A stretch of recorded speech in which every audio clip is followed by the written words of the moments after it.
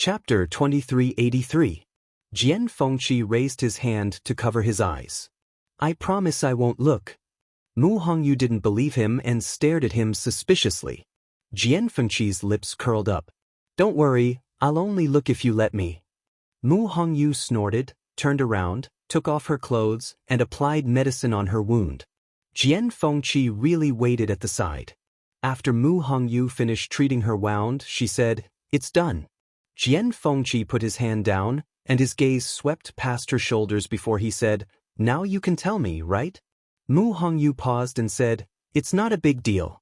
I just wanted to try entering the illusionary god's sea directly, but I didn't succeed. I was squeezed by the chaotic space below and became like this.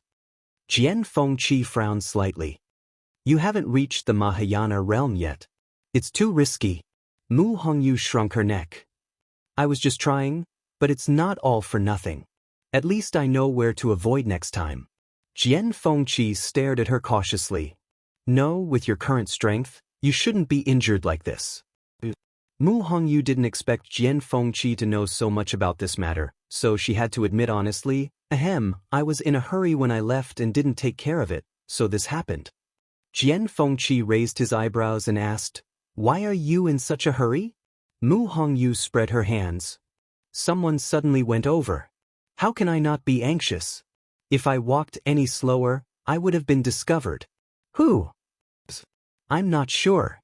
Mu Hongyu bit her lip and murmured uncertainly, I think it's the first divine envoy, but I don't think so. Jian Fengqi said seriously, At this moment, who else can enter and exit the illusionary god's sea at will other than him? Basically, it was the first divine envoy. Mu Hongyu shook her head. But that person? I feel a little familiar. I feel like I've seen him somewhere before. But I was running so fast that I didn't have time to think about it. Familiar? I heard that the first divine envoy rarely leaves the illusory shrine. Even the other divine envoys have a hard time meeting him. Why do you feel that he's familiar? Jian Fengqi was puzzled. Mu Hongyu paused for a while and sighed. Sigh, if you were there at that time, you would know why I said that. It's really, she rubbed her temples in annoyance. Jian Fengqi's heart skipped a beat. You think it's someone I know? Mu Hongyu nodded affirmatively. Yes. At this time, Xiaoran finally successfully entered the illusory god palace. He specifically asked Ruan Jianfeng where Chu Luiyue lived and headed there. When they arrived, Chu Luiyue was sitting in the courtyard, picking out medicinal herbs. Little you, Xiaoran happily greeted Chu Luiyue. Chu Luiyue looked up and instantly smiled when she saw that it was him. Senior Xiaoran, congratulations. There was no surprise on her face. Obviously, she had expected Xiaoran to come in. As she spoke, she walked over to open the door. Xiaoran laughed. I'm here to thank you. If it weren't for you, I don't know how long I would have to wait to crack the last Xian formation. Chu Luiyue's eyes curved as she invited Xiaoran to sit. You're too polite. In fact, it's mainly because of you. Otherwise, why would so many people be watching and why would you be the only one to come in? Xiaoran just needed a little inspiration and she just happened to be there. Originally, walking the Star Road and entering the illusory god palace was her original plan. It was purely an accident that she could help Xiaoran. She didn't want to take credit for it. However, Xiaoran was still very grateful to her and smiled. No matter what, I owe you a favor. Seeing his persistence, Chu Luiyue pursed her lips and smiled. She didn't refuse anymore. Xiaoran looked at the various medicinal herbs in the courtyard and asked curiously, Are you refining pills? An all-rounder is indeed different from us, Xiaoran sighed with emotion. She just entered the illusory god palace and started refining pills. The key point was that she was already a supreme doctor. People really couldn't be compared to each other. I'm just refining for fun. Chu Luiyue smiled.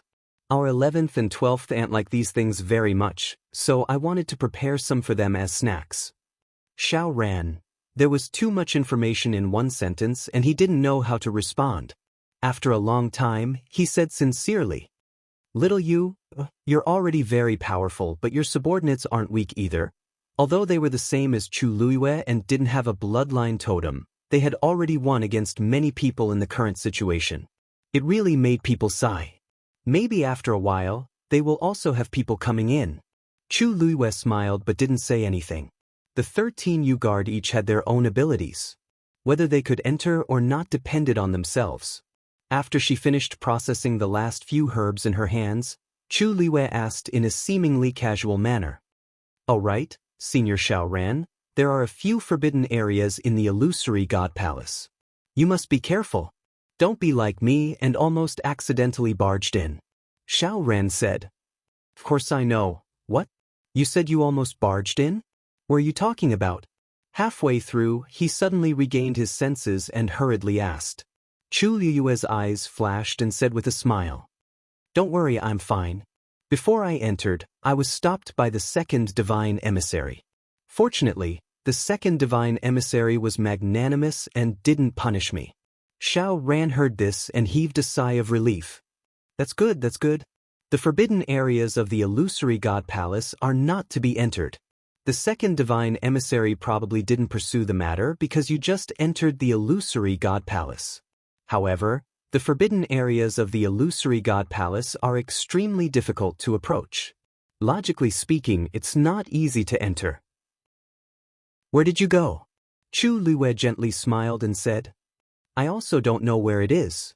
I just stood outside the wall and saw a peach blossom fly out." Xiaoran was startled and suddenly stood up.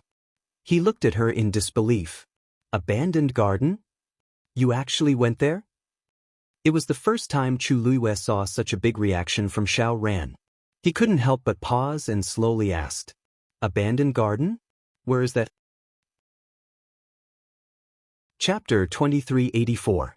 Xiaoran's expression was extremely complicated. After a long while, he said, "That's the Emperor's territory. No one has come close for 10,000 years. Don't go there again." "The Emperor?" Chu Luiyue was stunned. "Isn't this the illusory God Palace? Logically speaking, everything here should be under the control of the Divine Master."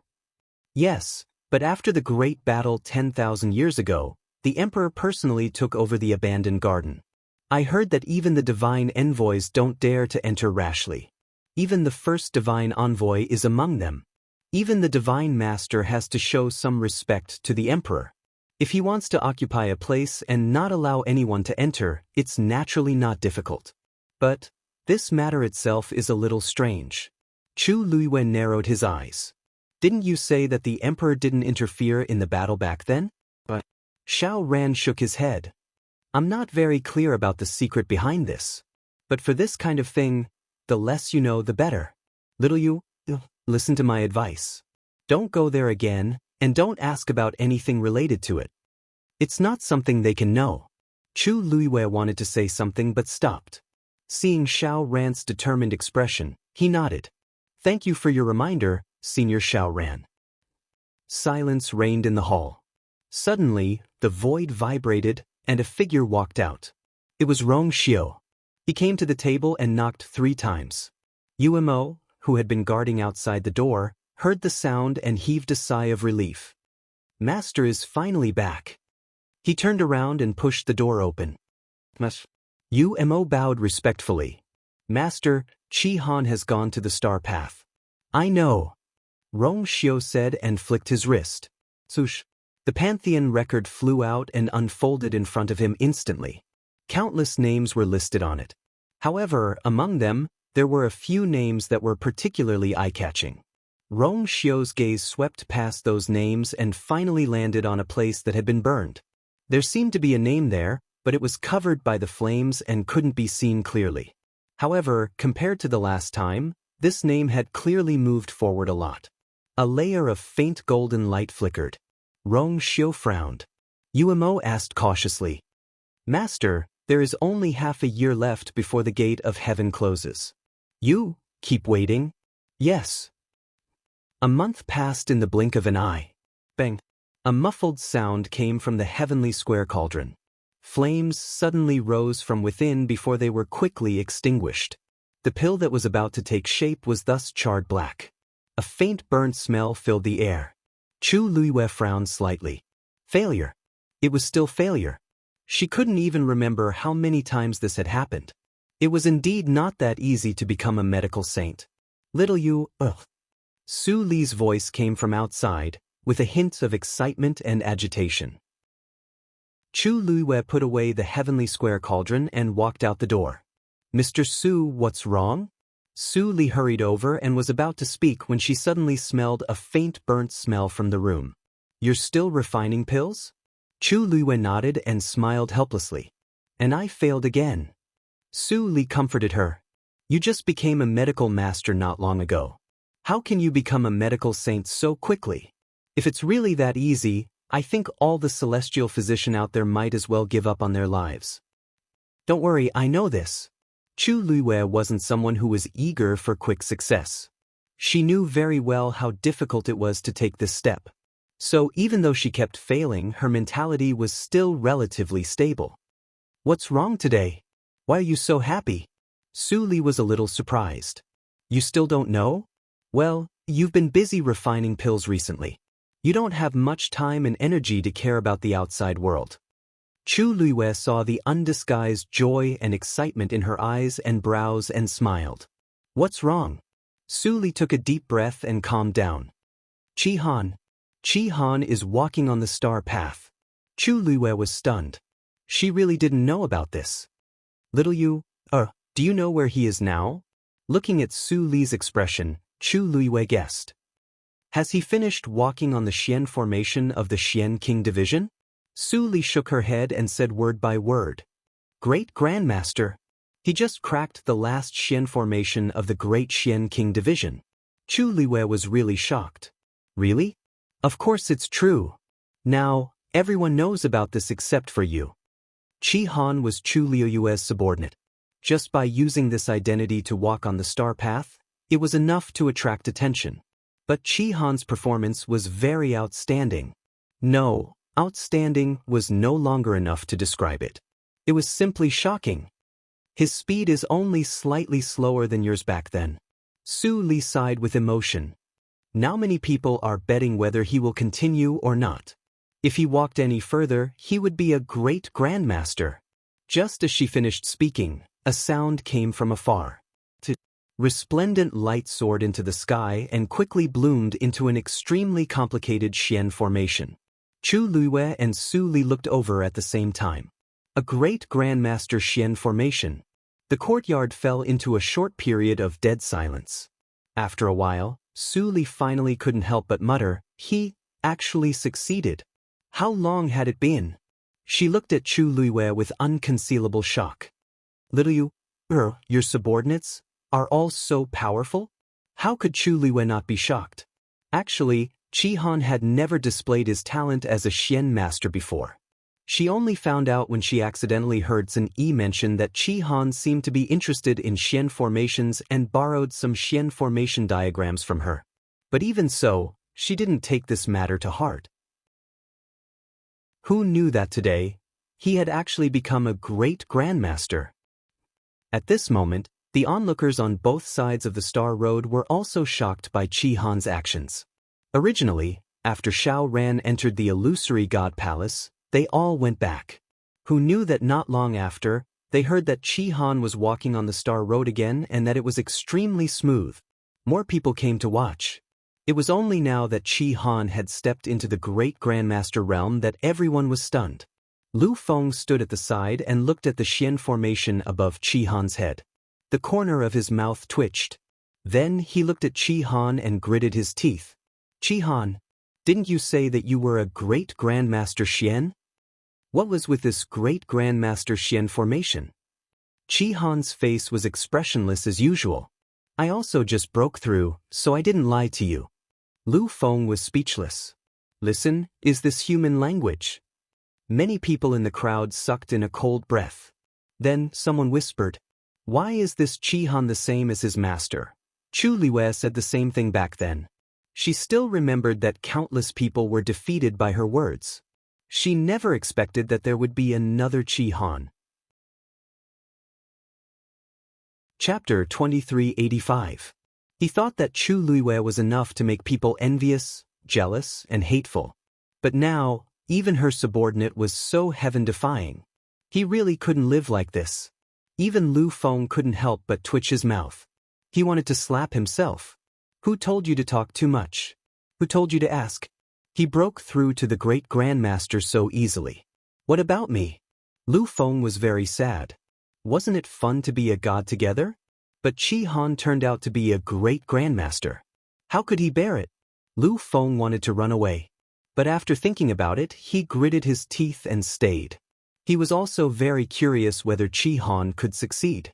Qi Han retracted his gaze, turned a deaf ear to the various gazes and discussions around him, and continued forward.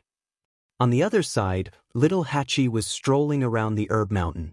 Hearing the commotion, she raised her eyes and looked in that direction. Her red lips curled into a mischievous smile. Seventh brother really hid his strength well. In the blink of an eye, he became a great grandmaster. If he could really complete the star path, then wouldn't seventh brother be able to enter the palace of the illusory god? One had to know that no one in the 13U had entered yet. Thinking of this, little Hachi quickened her movements. Although she was lazy, she was still very clear-headed when it came to critical situations. Why is there so little fuyu grass here? Little Hachi frowned slightly. Although this item was not considered rare, it was still considered quite precious because it was required by many senior doctor-level pills. She didn't expect there to be only a little left here. Looking at the small tuft of fuyu grass that was only an inch long, little Hachi shrugged. She couldn't take it all away with this little bit. Besides, this age wasn't enough. She tapped her chin, and her eyes suddenly lit up. Right, the last time she came here with Jian Fengqi, there seemed to be a large patch of fuyu grass behind that short mountain. Maybe she could get some back there. Thinking of this, little Hachi immediately went there.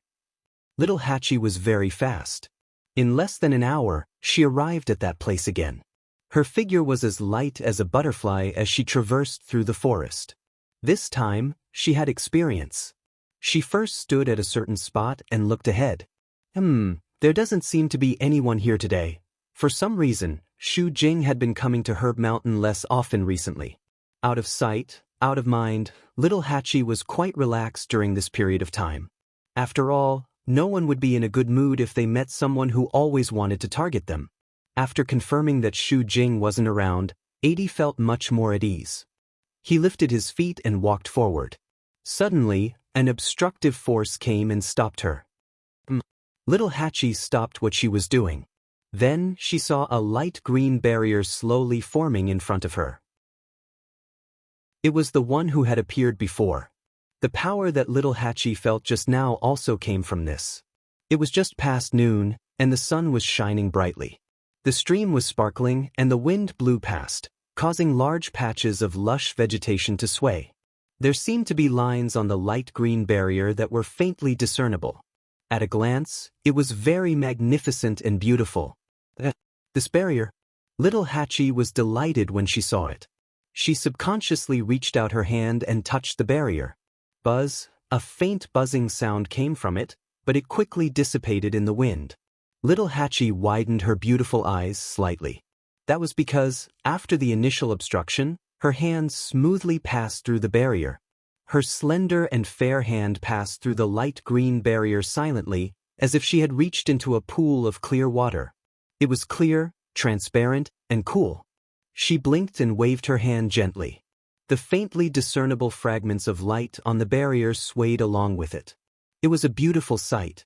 Little Hachi was pleasantly surprised. Why didn't she realize that this barrier was so? She thought for a while and realized that she could not think of a suitable word to describe this feeling. Everything that happened here last time was still vivid in her mind. She remembered clearly that this barrier did not belong to Shu Jing. She did not even have half of her control over it. At that time, little Hachi only thought that it was very funny. She did not expect that the barrier would be so friendly to her now. Little Hachi's heart moved. She reached out both hands and peeled the barrier from the middle. The barrier flowed quietly to both sides like water. An entrance appeared in front of little Hachi. Little Hachi was surprised. She took half a step back, retracted her hand, and gently covered her mouth. The barrier in front of her returned to its original appearance in the blink of an eye, as if everything just now was just an illusion. But of course, it was not an illusion. Little Hachi hesitated for a moment. Finally, she opened the barrier again and stepped in. Then, she turned around to take a look. The barrier had reassembled and quickly disappeared. However, Little Hachi knew that the barrier was still there. She recalled the patterns on it just now, and a hint of suspicion flashed across her eyes. That pattern looked somewhat familiar. She thought for a moment and suppressed her thoughts for the time being. She went to the stream and found the lush fuyu grass. She picked some and put it away before turning to leave. When Little Hachi returned to the courtyard, she saw Tsin-Yi. He stood in the courtyard with one hand behind his back. He was looking in the direction of the star path with a distant gaze. He seemed to be looking at Chi-Han. "Big brother." Tsin-Yi turned around when he heard the voice. Little Hachi walked over and stood beside him. She followed his gaze and looked in that direction. "Big brother, you can't see anything from here. If you're really concerned about seventh brother's situation, wouldn't it be better to go to the star path directly?" Tsin-Yi said indifferently. "There's no need." Little Hachi thought for a moment and asked tentatively, "Big brother, you mean you're certain that seventh brother will succeed?" Tsin-Yi didn't say anything, but his meaning was obvious. Little Hachi was instantly disappointed. "Ah, then won't I be the first to enter the illusory god palace with master?" Big brother's predictions are godly. He has never been wrong. If he thinks that Chi-Han can do it, then there is definitely no other possibility. Tsin-Yi glanced at her. "If you want to go in, you need to break through to the medical sage first. That day is still far away." Little Hachi's face fell. "Big brother, there are some things that you don't have to be so direct. All right? Big brother, have you been to Herb Mountain before?" Tsin-Yi's eyes flickered. "What's wrong?" "Nothing. I just saw a barrier at Herb Mountain today. The patterns on the barrier feel a little familiar." As Little Hachi spoke, she quickly glanced at Tsin-Yi, wanting to see something from his face. She actually didn't finish her sentence.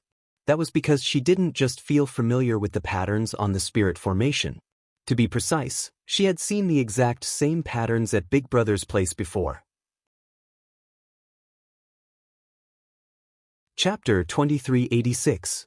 Unfortunately, Tsin-Yi was extremely shrewd and did not show his emotions on his face. Little Hachi's fighting strength was basically zero in front of him, so he could not see anything. "So?" Tsin-Yi asked indifferently. His expression was too open and straightforward, so Little Hachi became the one who was confused by the question. "Nothing. I just said it casually." Cough. Little Hachi almost bit her own tongue as she felt vexed. What was she thinking? Why did she think that the barrier had something to do with Big Brother? She might as well think about how she sensed the existence of the barrier. Tsin-Yi retracted his gaze. Just as Little 8 was about to leave, he suddenly thought of something and leaned over to ask softly. She leaned over and whispered, "Big brother, it shouldn't be difficult for you to enter the palace of the illusory god, right? If the 13 you guards had to choose the most powerful and qualified person to enter the palace of the illusory god, Little Hachi would choose Tsin-Yi without hesitation." It was not just her. The rest of the 13 you guards basically had the same thought. But for some reason, Tsin-Yi had not done anything until now. In fact, he did not even go out many times. It was really strange. Tsin-Yi narrowed his eyes slightly. What's the rush? What was meant to come would come. After entering the area of the Great Grandmaster Xian formation, Chi-Han's speed clearly slowed down. Of course, this was compared to Chu Luiyue.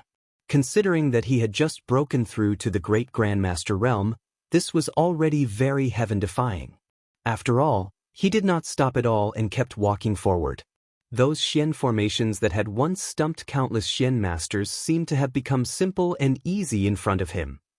Jin Yunlai stood on the stairs and looked at the star path. His brows were slightly furrowed as if they were covered in a thin layer of frost. It was obvious that his current mood was definitely not good. There was already Chu Luiyue in front of him, but now there was another Chi-Han. Jin Yunlai knew this star path too well. According to Chi-Han's current performance, it wouldn't take long for him to finish the star path and arrive at the palace of the illusory god. For 10,000 years, Jin Yunlai had thought of countless methods, hoping that someone would be able to do this. But without exception, all of them failed. Even Mu Yafeng, whom he had once thought the most highly of, was the same. In order to let Mu Yafeng succeed, he did not hesitate to use some private means, but the final result was still very disappointing. Even he himself was severely punished for this matter. However, he had never expected that in such a short period of time, Chu Luiyue and Xiao Ran would succeed one after another. It looked like there would be another 7 colds. If he had known earlier, why would he have chosen Mu Yafeng? However, it was too late to say anything now. Furthermore, the existence of Chu Luiyue and Qi Han would only remind him of the wrong choice he had made back then. Treasure Pavilion. Yu was standing behind the counter, checking the account books. Recently, the illusory god palace was very lively, so this place was naturally much more deserted. However, Qi didn't mind it too much.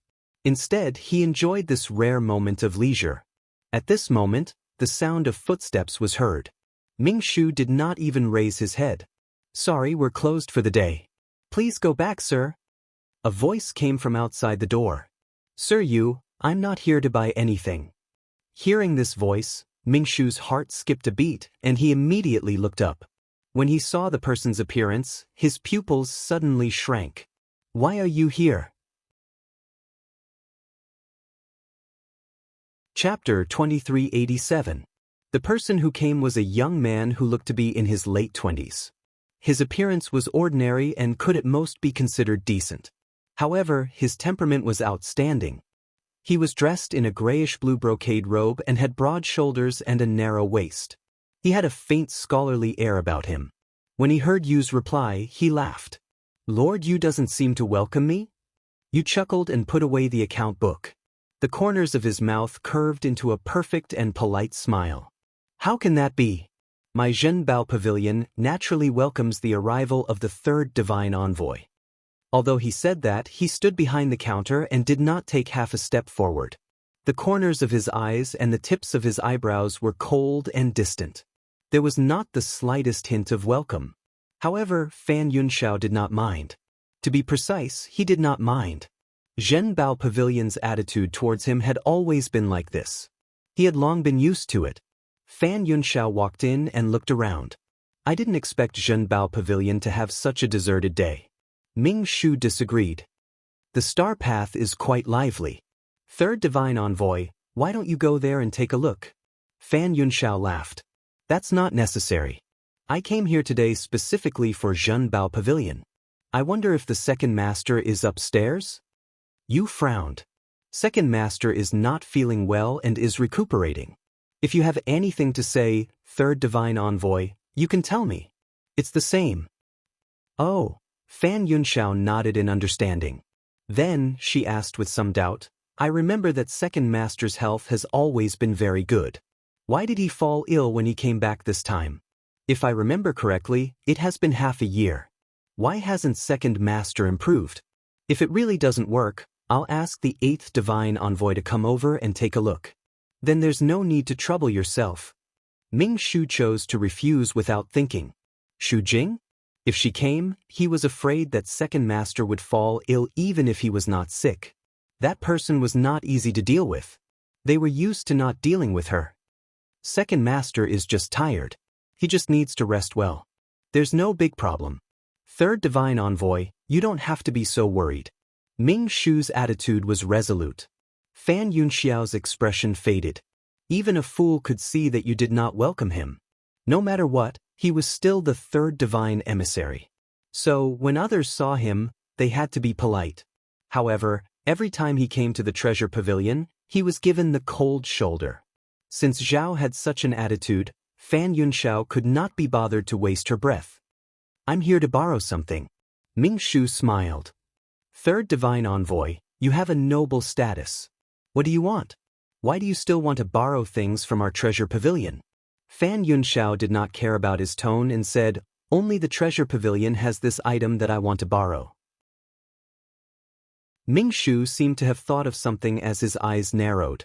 "Sure enough," Fan Yunxiao said, "I want to borrow the treasure pavilion's account book." Ming Shu laughed out loud. "3rd messenger, I don't quite understand what you're saying." You're in charge of the internal accounts of the palace of the illusory god. It has nothing to do with my precious treasure pavilion, right? Asking for the account book as soon as he arrived, wasn't that too shameless? Fan Yunxiao said, the divine gate is about to close. The palace of the illusory god needs to settle the previous debts. You and I both know that the treasure pavilion's account book is the most complete. That's why I'm here. Lord Yu, don't tell me you don't want to borrow it? How can that be? Yu laughed and patted the account book under him. I don't dare to not give it to the third divine envoy. However, I can't make the decision on such a big matter.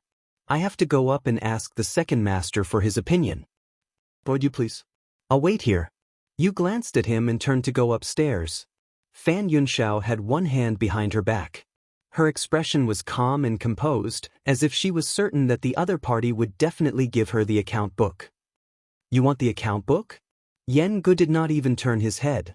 Oh no. What a joke. At this point, who still wanted to have anything to do with them? A burden. Tell him that he doesn't have to come and ask for it in the future. If he insists, tell him to ask the first master for it. You came down contentedly and conveyed Yen Ji's words to Fan Yunxiao without missing a word. Third divine envoy, you see, I have no choice, right?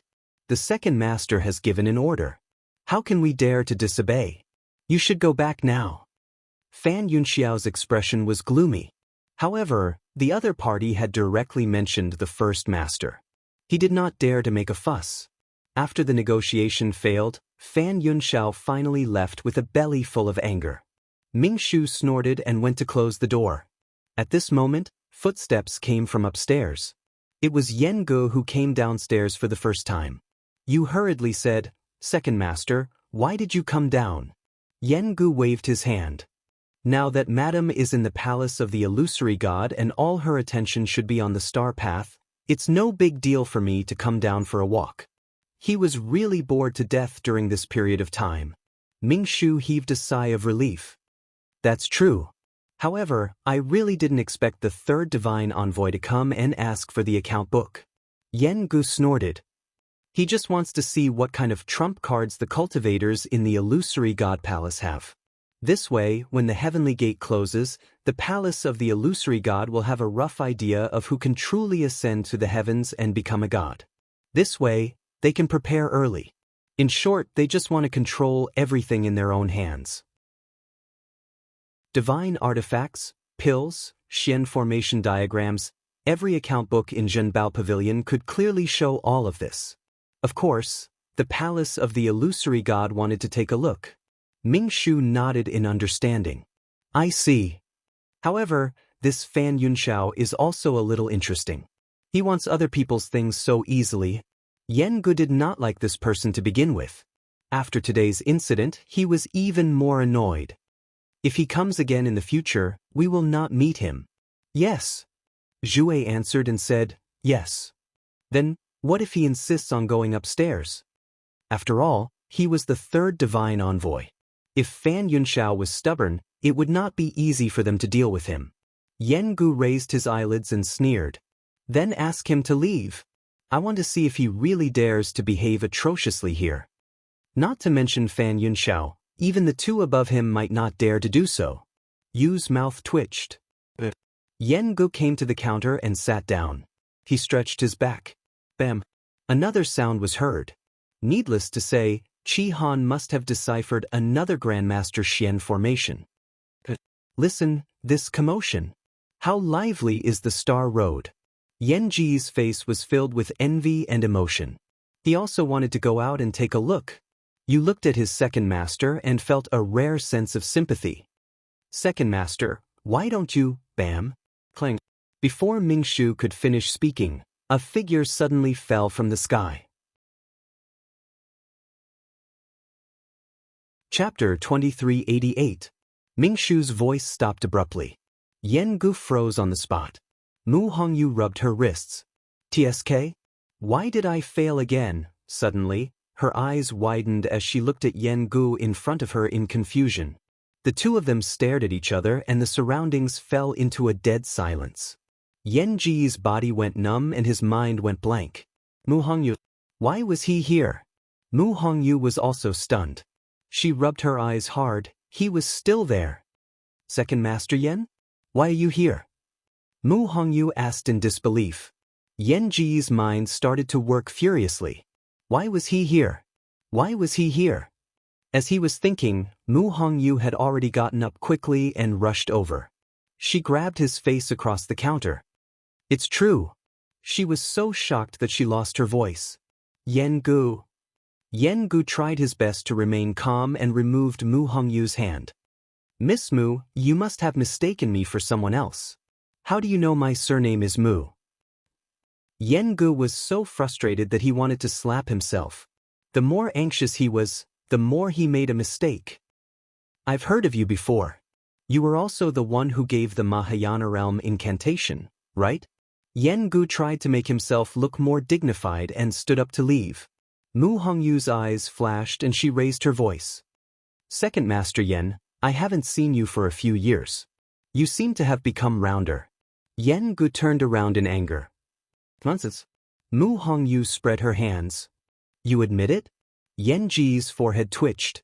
Careless. Careless. Mu Hongyu looked at him smugly. She had already said so much. Was he still not going to admit it? Yen Gu took a deep breath. Follow me up. With that, he gave Ming a look. Ming Shu immediately understood and carefully checked the shop again. After making sure that no one else was around, he nodded slightly. Mu Hongyu looked at Yen Gu and then at Ming. She suddenly realized something. Second Master Yen, you are... He was from Zhenbao Pavilion. Furthermore, it looks like his status is even higher than Lord Qi's. This treasure pavilion is yours? In an instant, Mu Hongyu understood many things. No wonder, no wonder. Wasn't this place also called Treasure Pavilion? Yen Gu pleaded for mercy. Young lady, lower your voice.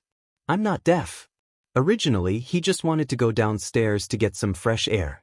Who knew that he would bump into Mu Hongyu?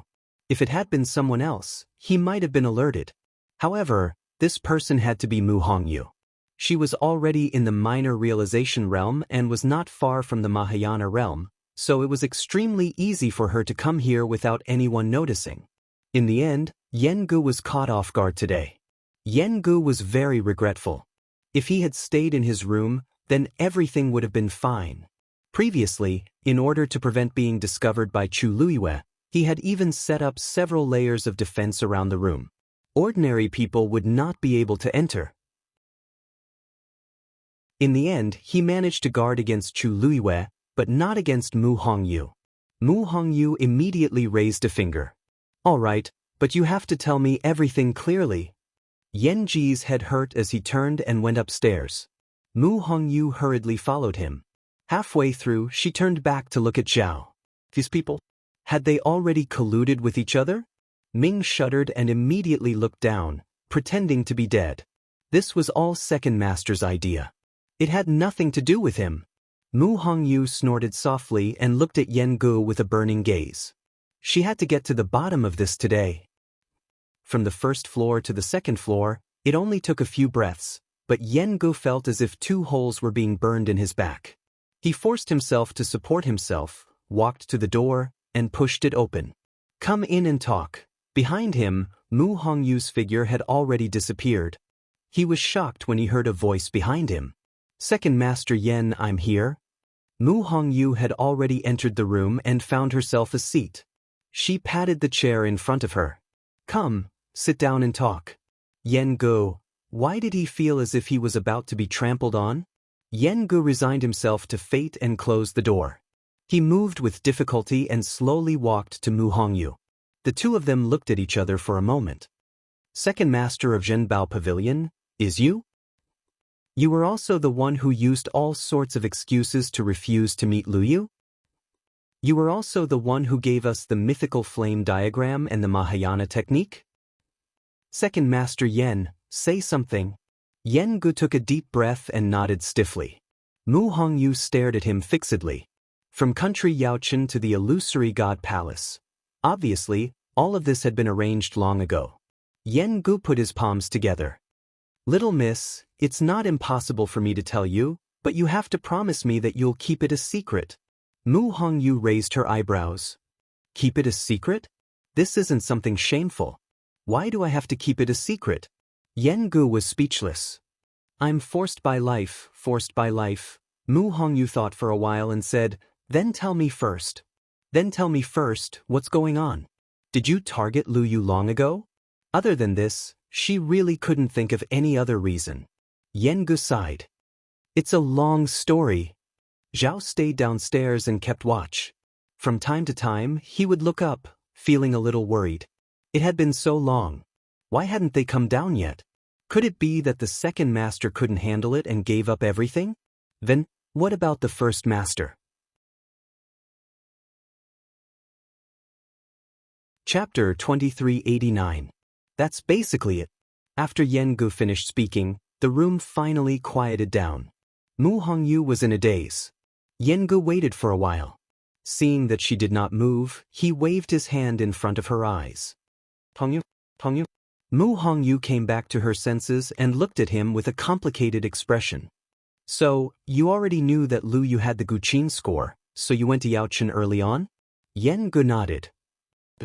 But later on, I realized that the Guqin score had already recognized her as its owner, so I came back.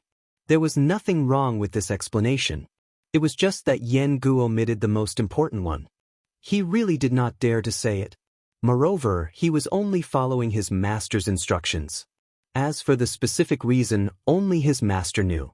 He could not say it even if he wanted to. Mu Hongyu was deep in thought. She had heard about the Guqin score long ago. She could not find any fault with Yen Ji's explanation. But, if it's just for the Guqin score, Second Master Yen, you seem to be taking too much care of Lu Yu, right? Yen Ji's expression immediately turned serious. That's a must. The Guqin score belongs to the palace of the illusory god and is very important. Since she's the owner of the Guqin score, we should do the same. Mu Hongyu asked in return. Since it belongs to the palace of the illusory god, why is Zhenbao Pavilion so concerned about it? Yen Gu coughed. Zhenbao Pavilion and the palace of the illusory god are inextricably linked. We also hope that the Guqin score can return to the palace of the illusory god smoothly. In that case, won't the palace of the illusory god want to snatch Lu Yu's Guqin score? Sigh, that's not the case. Don't you see that the palace of the illusory god is very polite to her now?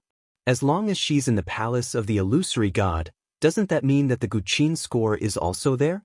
Mu Hongyu thought about it and felt that it made sense, but she also felt that something was not quite right. Yen Gu said, I've said everything that needs to be said. Now, you should be satisfied, right? Mu Hongyu took a deep breath and tried her best to calm the waves in her heart. After a while, she said, I understand. After saying that, he got up and was about to leave. Yen Gu hurriedly said, Hey, you promised me that you would keep it a secret. Mu Hongyu frowned. Actually, it doesn't matter even if Lu Yu finds out about this. She's not a petty person. Second Master Yen, what are you worried about? Yen Gu sighed helplessly. I know that. In fact, I've been looking for an opportunity to talk to her, but I haven't found the right time, so it's been delayed until now. Therefore, I would like you to keep this a secret for the time being. I will find an opportunity to apologize to her personally. Mu Hongyu thought for a long time before she finally agreed. It's a deal. After saying that, Mu Hongyu's figure quickly disappeared from the room. Yen Gu heaved a long sigh of relief. Looking at the empty room, he could not help but mutter, Looks like I'm really close to breaking through to the Mahayana realm. After leaving the treasure pavilion, Mu Hongyu went back to her own place. At this moment, another silver light flew up and slowly bloomed in the air. She looked up. Qi Han had actually broken through another Grandmaster Xian formation. At this speed, he should be able to enter the palace of the illusory god soon, right? At this thought, Mu Hongyu's eyes turned slightly and looked at the palace of the illusory god. At this moment, Lu Yu should also be paying attention to Qi Han's situation. It would be better for her to look for her later. Besides, she seemed to have touched the threshold of the Mahayana realm. Chapter 2390. 3 months passed by in the blink of an eye. On the Star Road, Qi Han had already reached the final Xian formation. Looking at the final Xian formation beneath his feet, Qi Han let out a long sigh of relief. Not far in front of him, Ruan Jianfeng was looking at him with a complicated expression. This Qi Han actually came here directly. Even though he took longer than Chu Luiwei, his efficiency was already very shocking. One had to know that the seventh divine envoy, Jinyun Lai, also walked from the beginning to the end and entered the illusory god palace through the Star Road. But Qi Han was even faster. At this moment, the number of onlookers on both sides of the Star Road had decreased by a lot. There was only slightly more than a month left before the Heaven Gate closed. Most people only cared about themselves and didn't have the leisure to care about others. The remaining people were basically certain that they had no hope of ascending to the heavens and becoming a god, so they had already chosen to give up. Of course, there were also many Xian masters who hoped to learn something from Qi Han. They hoped that they could be enlightened like Xiao Ran and break through. Of course, this was actually very difficult. After all, there was only one Xiao Ran in the entire illusory god palace. Qi Han didn't care about this at all. He stared at the Xian formation and raised his hand. A stream of light flew out and quickly condensed into a huge halo in front of him.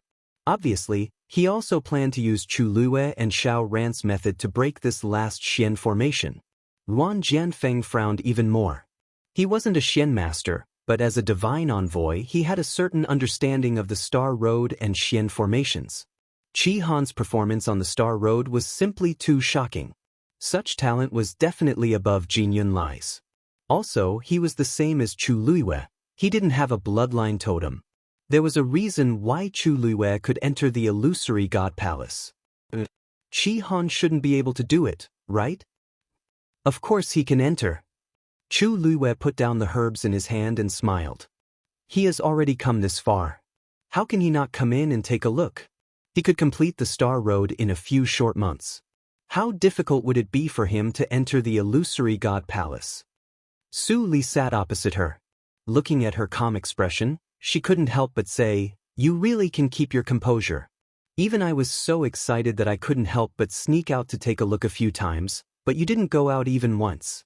Those who didn't know better would think that Qi Han was my subordinate. Whether I go or not, the result will be the same."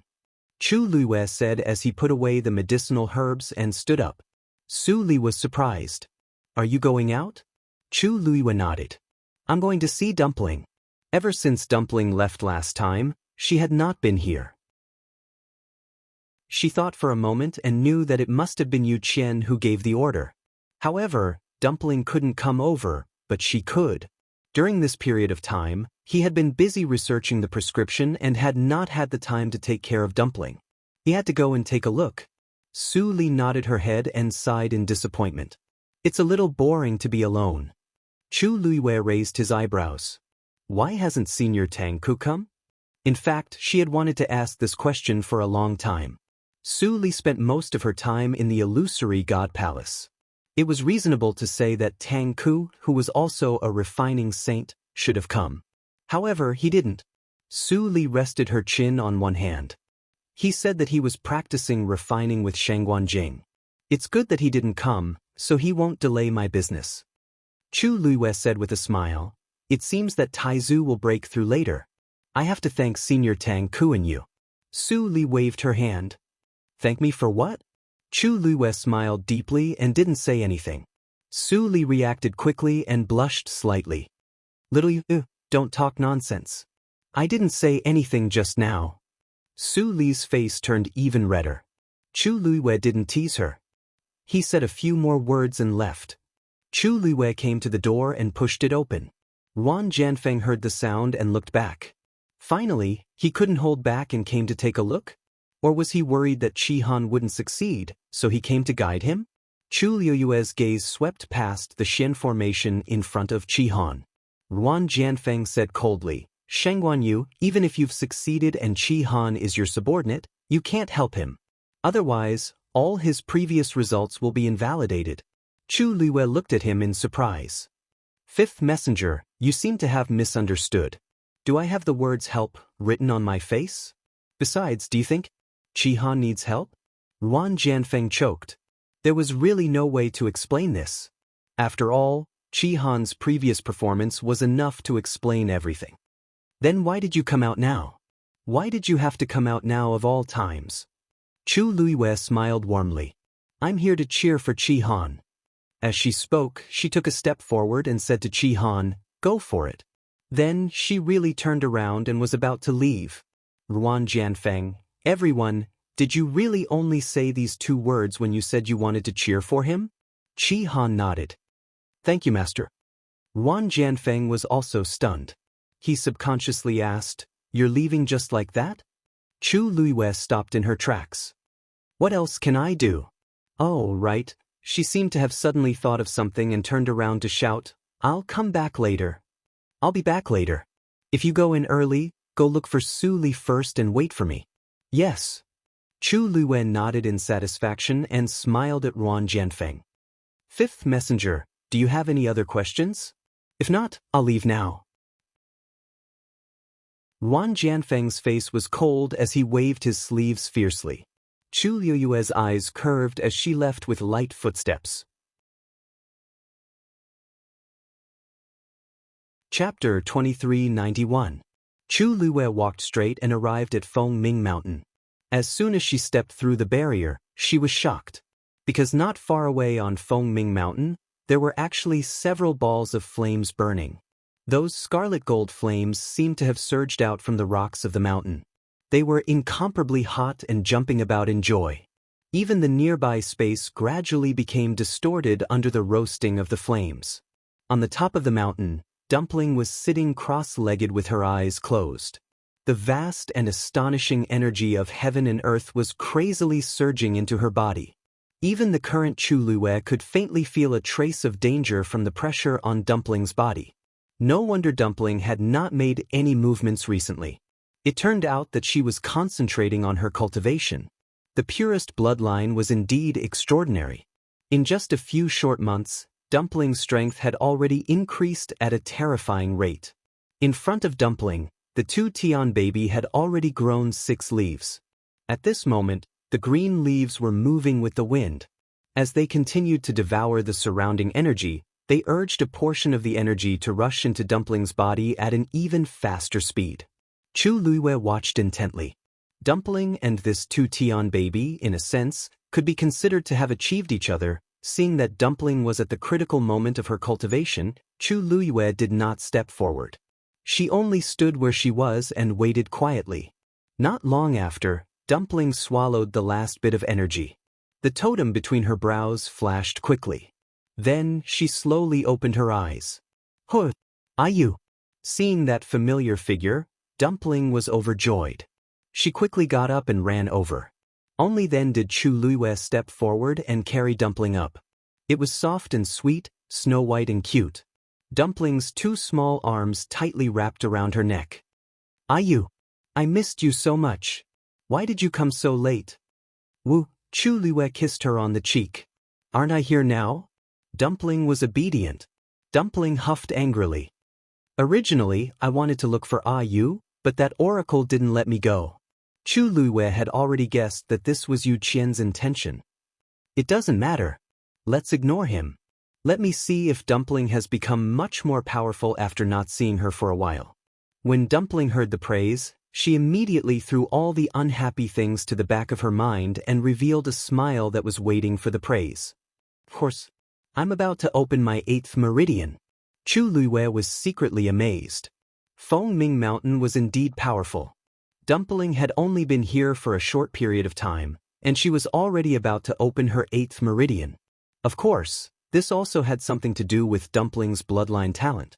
If it was any other crimson gold heavenly phoenix, they would definitely not be able to compare to Dumpling after staying here for a while. By the way, Ayu, have you seen the first oracle in the palace of the illusory god? Dumpling's question stunned Chu Luiyue. No. Why are you asking this? Dumpling pouted, rolled her eyes, and said, Nothing, I just feel that this first oracle should be more powerful than the second oracle, right? Chu Luiyue smiled and nodded. Of course. If only the first oracle could beat him up. Dumpling said angrily. Chu Luiwei gently scratched her nose. You guessed it right. Some time ago, the second oracle knelt in front of the first oracle's door for 3 days. Dumpling's eyes widened. Really? No one knows the reason, but the punishment was indeed given. And since then, the second oracle has stopped a lot. Anyway, she hadn't seen him for a while. It was understandable. Everyone in the palace of the illusory god knew about his kneeling. No one would want to go out at this time. Dumpling snorted. How is kneeling for 3 days enough? If she had the chance, she would teach him a lesson sooner or later. Chu Luiwei said, Chi Han is about to finish the star path. Do you want to go with me? Dumpling immediately became happy. But originally, she was a little worried about Yu Qian's threat, but now that Ayu was here and the first oracle had punished him, he probably wouldn't have the time to find trouble with them. I'll go with Ayu.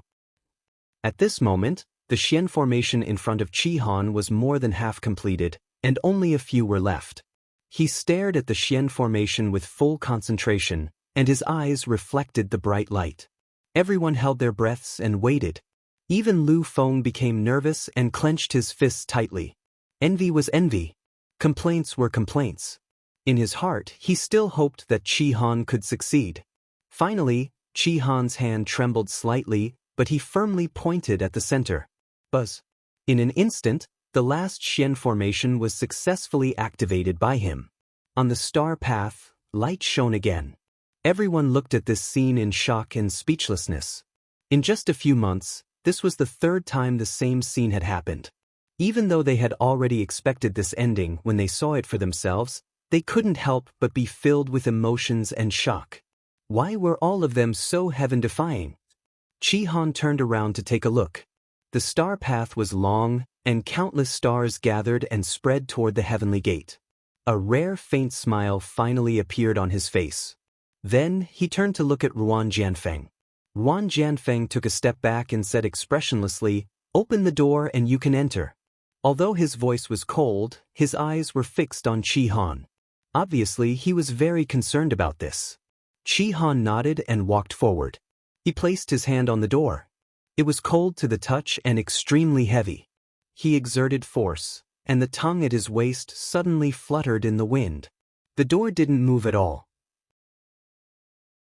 Ruan Jianfeng narrowed his eyes, and a faint sneer appeared on his lips. The illusory god palace had extremely strict requirements for cultivators. Those without a bloodline totem couldn't enter. Previously, Chu Luiwei was only able to enter because of special circumstances. Chi Han was different. He definitely couldn't enter the illusory god palace. Chi Han exerted more force, but the door still didn't open. There wasn't even a crack in the door. Lu Feng frowned. The onlookers also looked at each other. What was going on? Was Chi Han really going to be rejected? Suddenly, Chi Han stopped and took half a step back. Ruan Jianfeng thought that he was going to give up. He said calmly, "I told you long ago that you can't open this door. Giving up now doesn't count as..." Chi Han ignored him. He stepped forward again and pushed. Ruan Jianfeng sneered. "What are you still thinking?" Creak. Before Ruan Jianfeng could finish his sentence, the door opened slowly. Everyone was stunned on the spot. Chi Han looked ahead calmly. Suddenly he grabbed Tuan Xnz, which was hanging on his waist. Chapter 2392. Tuan Xnz, which was swaying in the wind, suddenly quieted down. The words on it, which were so obvious that they were about to burst out of it, also faded a lot and returned to its original appearance. Chi Han looked forward. The majestic and sacred palace of the illusory god stood quietly. He slowly tightened his grip on Tuan Xnz. It seems that we came at the right time?" A clear female voice broke the deathly silence in the area. Everyone subconsciously looked back and saw Chu Luiwei holding Dumpling's hand and walking toward them. Hearing this, Chi Han also looked over. He silently released Tuan Xnz in his hand and bowed in salute. "Chi Han greets master." Chu Luiwei smiled and said, "Why are you so particular? You just finished the star path, and it's time to celebrate." Dumpling also raised her face and gave him a thumbs up. "Brother Chi Han, you're amazing. Chi Han's gaze fell on Dumpling's face, and a smile quickly flashed across his eyes. Since it's a coincidence, let's go in together. Master. Lu Feng's pitiful voice came from the side. Chu Liwei coughed. Lu Feng, continue to work hard. Lu Feng, is this something that can be achieved by hard work? Master, do you have some misunderstanding about hard work? Chu Liwei thought for a while and comforted her. Don't worry, although you're not the first, as long as you're not the last. Lu Feng. Master, this kind of comfort is better not to give. Dumpling waved her hand. Brother Lu Feng, we're leaving first. Lu Feng, she couldn't stay here any longer. Looking at Lu Feng, who was about to go berserk, Chu Liwei finally mercifully swallowed the rest of his words. If this went on, Lu Feng might really go crazy. She looked at Ruan Jianfeng and smiled. Fifth Oracle, don't you want to go in together? I'll have to trouble you to arrange Chi Han's residence. Of course, if you're too lazy to go, you can let Chi Han live next door. Ruan Jianfeng's chest seemed to be surging with emotions.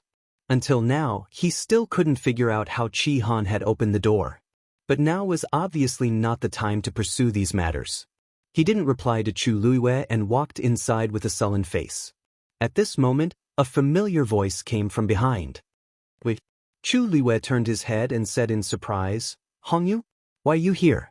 Suddenly, her voice paused as she looked at Mu Hongyu. Her eyes were filled with shock. Mu Hongyu seemed to be different from before? On the surface, Mu Hongyu did not seem to have changed. However, when she walked over, the surrounding space actually flowed slowly with her. Every movement of hers seemed to be exceptionally relaxed and natural. It was like a gust of wind, moving freely. She was clearly not walking fast, but in the blink of an eye, she was already in front of everyone. Most importantly, it didn't cause the slightest energy fluctuation. You broke through? Chu Liwei asked in surprise. Mu Hongyu's almond-shaped eyes sparkled. Yes. I came to find you as soon as I succeeded. I didn't expect to meet you here. As she spoke, she looked at Ruan Jianfeng. Fifth Divine Envoy, let's go in together? Since she had reached the Mahayana realm, she naturally had the right to enter the illusory god's palace. Even Ruan Jianfeng, who had seen many big scenes, was shocked at this moment. Mu Hongyu blinked. Fifth Divine Envoy, I won't stop you from entering, right? Do I have to open the door myself? I can go through the door directly, so I don't have to, right? Ruan Jianfeng's eyelids twitched violently. It took him a lot of effort to suppress the emotions in his heart. He turned around without saying a word and walked towards the illusory god's palace. Chu Liwei raised her chin at Mu Hongyu and smiled. You came at the right time. Let's go in together. Mu Hongyu and Chi Han chose to sit next to Chu Liwei without hesitation. Ruan Jianfeng agreed very quickly and left in a hurry without saying anything. The situation had exceeded his expectations. He had to discuss with the other divine envoys as soon as possible on how to deal with it. Mu Hongyu shrugged at Ruan Jianfeng's back. He left so quickly. Why are these divine envoys so cold? Chu Liwei pulled her into the house. Chi Han, guard outside the door and don't let anyone in. Chi Han nodded. Yes. Mu Hongyu followed Chu Liwei into the house.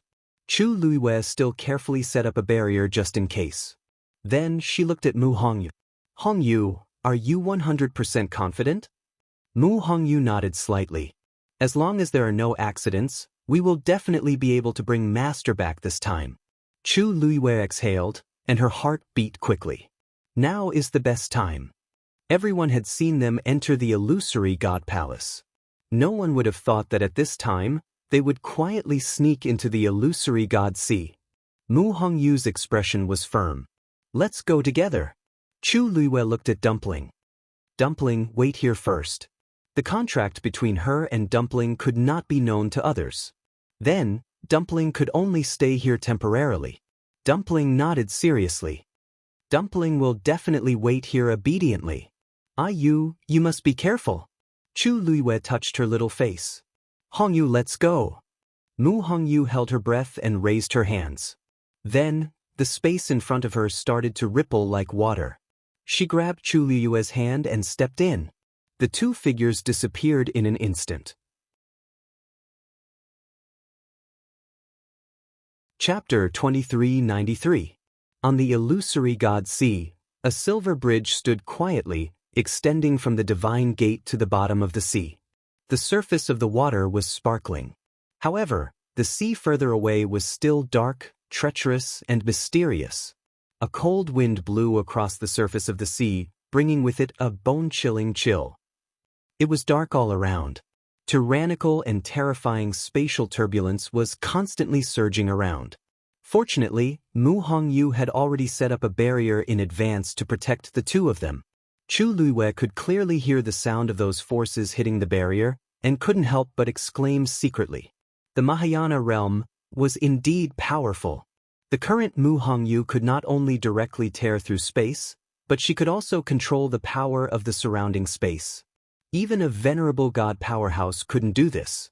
Up ahead is the place you mentioned before, Mu Hongyu said.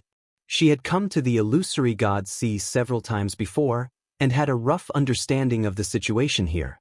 She clearly knew the location of Chu Liyue's first visit to the illusory god sea.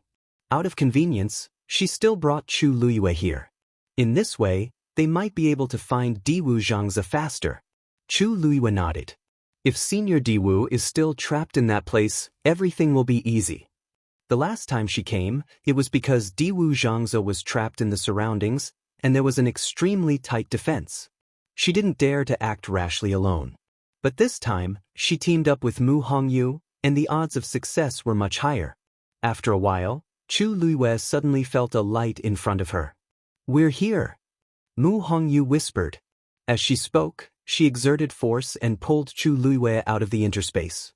A squeezing force quickly crushed her body.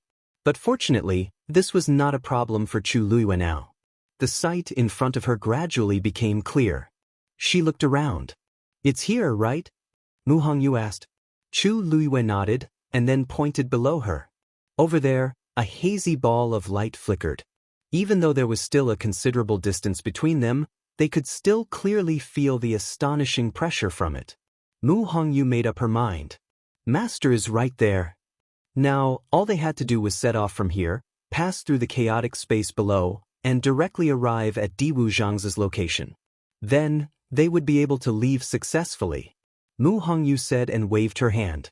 Then, Chu Liyue felt that the surrounding spatial energy that was about to crush him was gradually moving away. Then, a spatial crack appeared in front of Mu Hongyu. Mu Hongyu stepped inside. However, right at this moment, the voice of a young woman that was filled with rage suddenly sounded out. "Who is it?"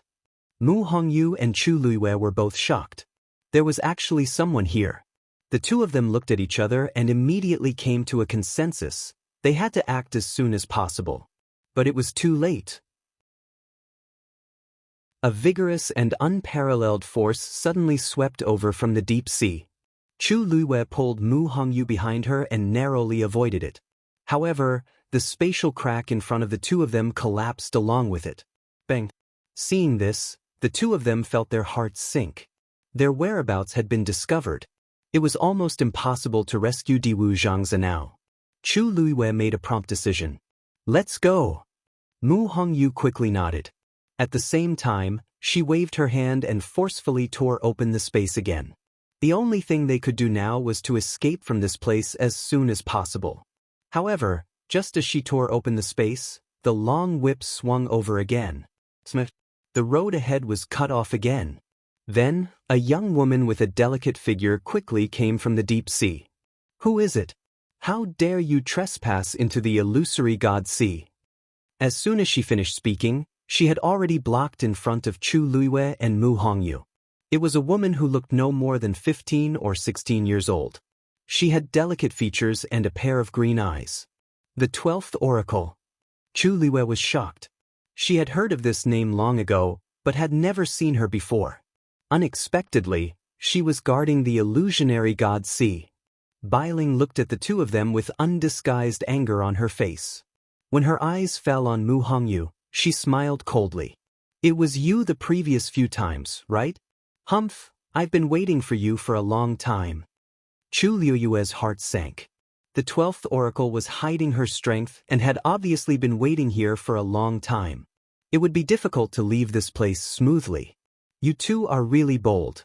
How dare you trespass in the illusionary god sea? Bailing had been guarding here all year round, so she didn't know them.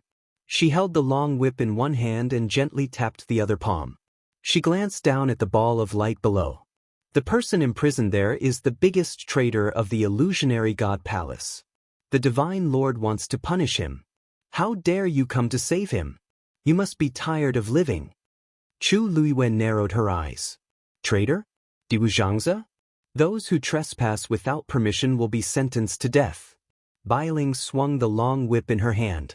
It's your honor to be killed by me personally. Smith. The long whip flew out in an instant. At the same time, the surrounding space began to crazily squeeze toward the two of them. Mu Hongyu was about to attack when she suddenly spat out a mouthful of blood. Chu Luiyue supported her and turned around to stand in front of her. She saw that the long whip was about to hit her back. The biting cold almost made her ears buzz, and it was extremely painful. At this moment, an indifferent and low voice sounded. Bailing, stop. Bailing was shocked and hurriedly turned to look. The first oracle? Chu Liuyue's heart shook when she heard this voice. Her body stiffened, and she slowly turned to look at the newcomer. Chapter 2394. The sea was cold and the waves were surging. The sound of the long whip seemed to be echoing in her ears.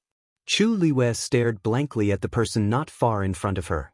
For a moment, she almost thought that she was in a dream and that everything was just an illusion. When Mu Hongyu heard the commotion, she was also shocked and hurriedly looked up. The first oracle is here?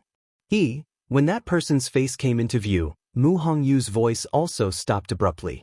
She almost subconsciously looked at Chu Liuyue. Her lips moved slightly as if she wanted to say something, but she didn't know how to start. There was silence all around. Chu Liuyue could even clearly hear the sound of her heart beating.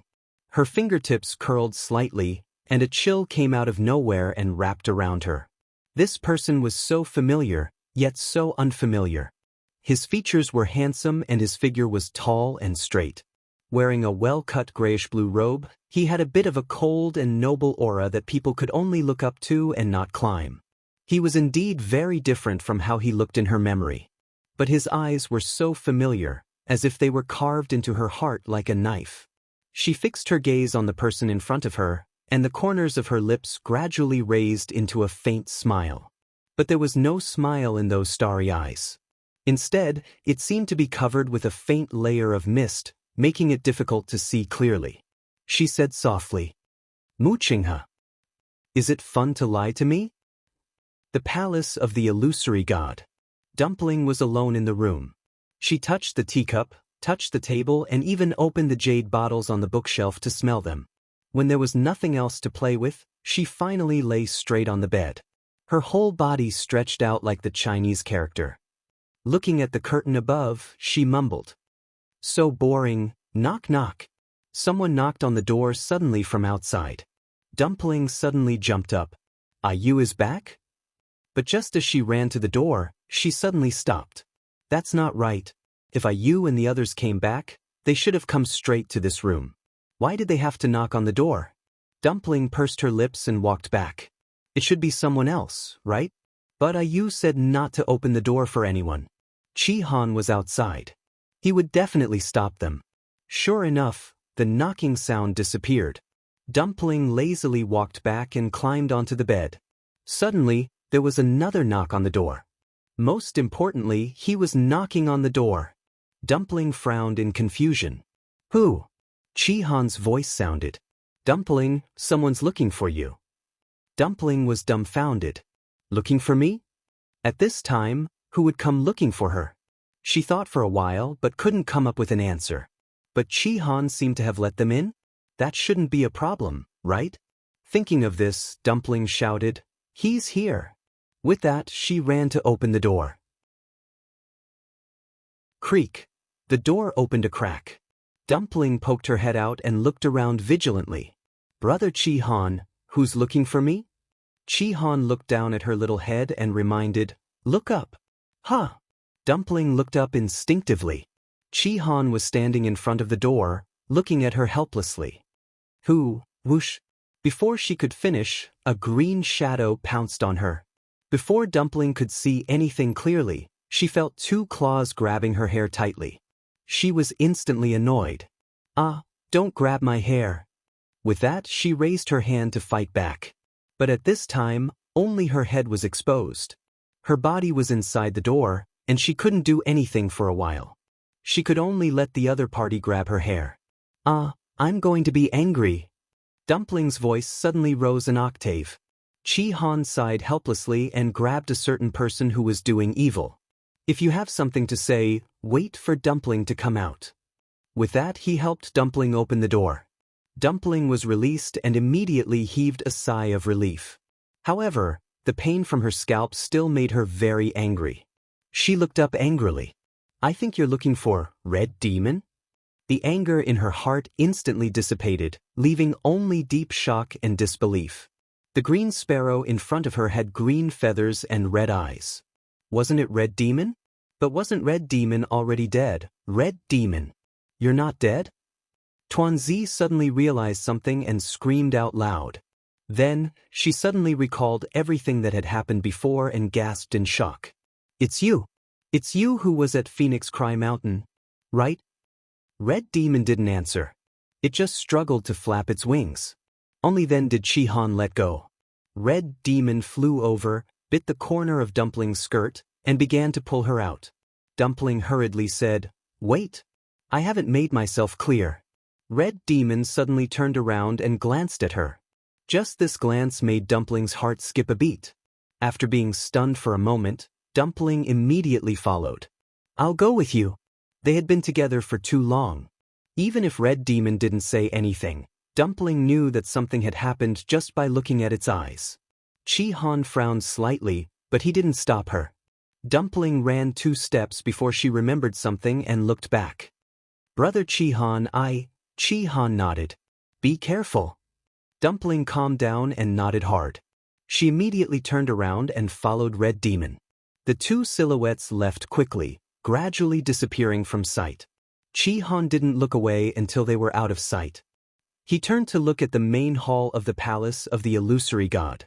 It was towering, standing, and cold. Chapter 2395. Hong Yao and Dumpling soon arrived at the Divine Gate. At this moment, it was as deserted as ever. There was only one figure standing with his hands behind his back. It was Wu Yao. He looked up at the Divine Gate and frowned. This Divine Gate.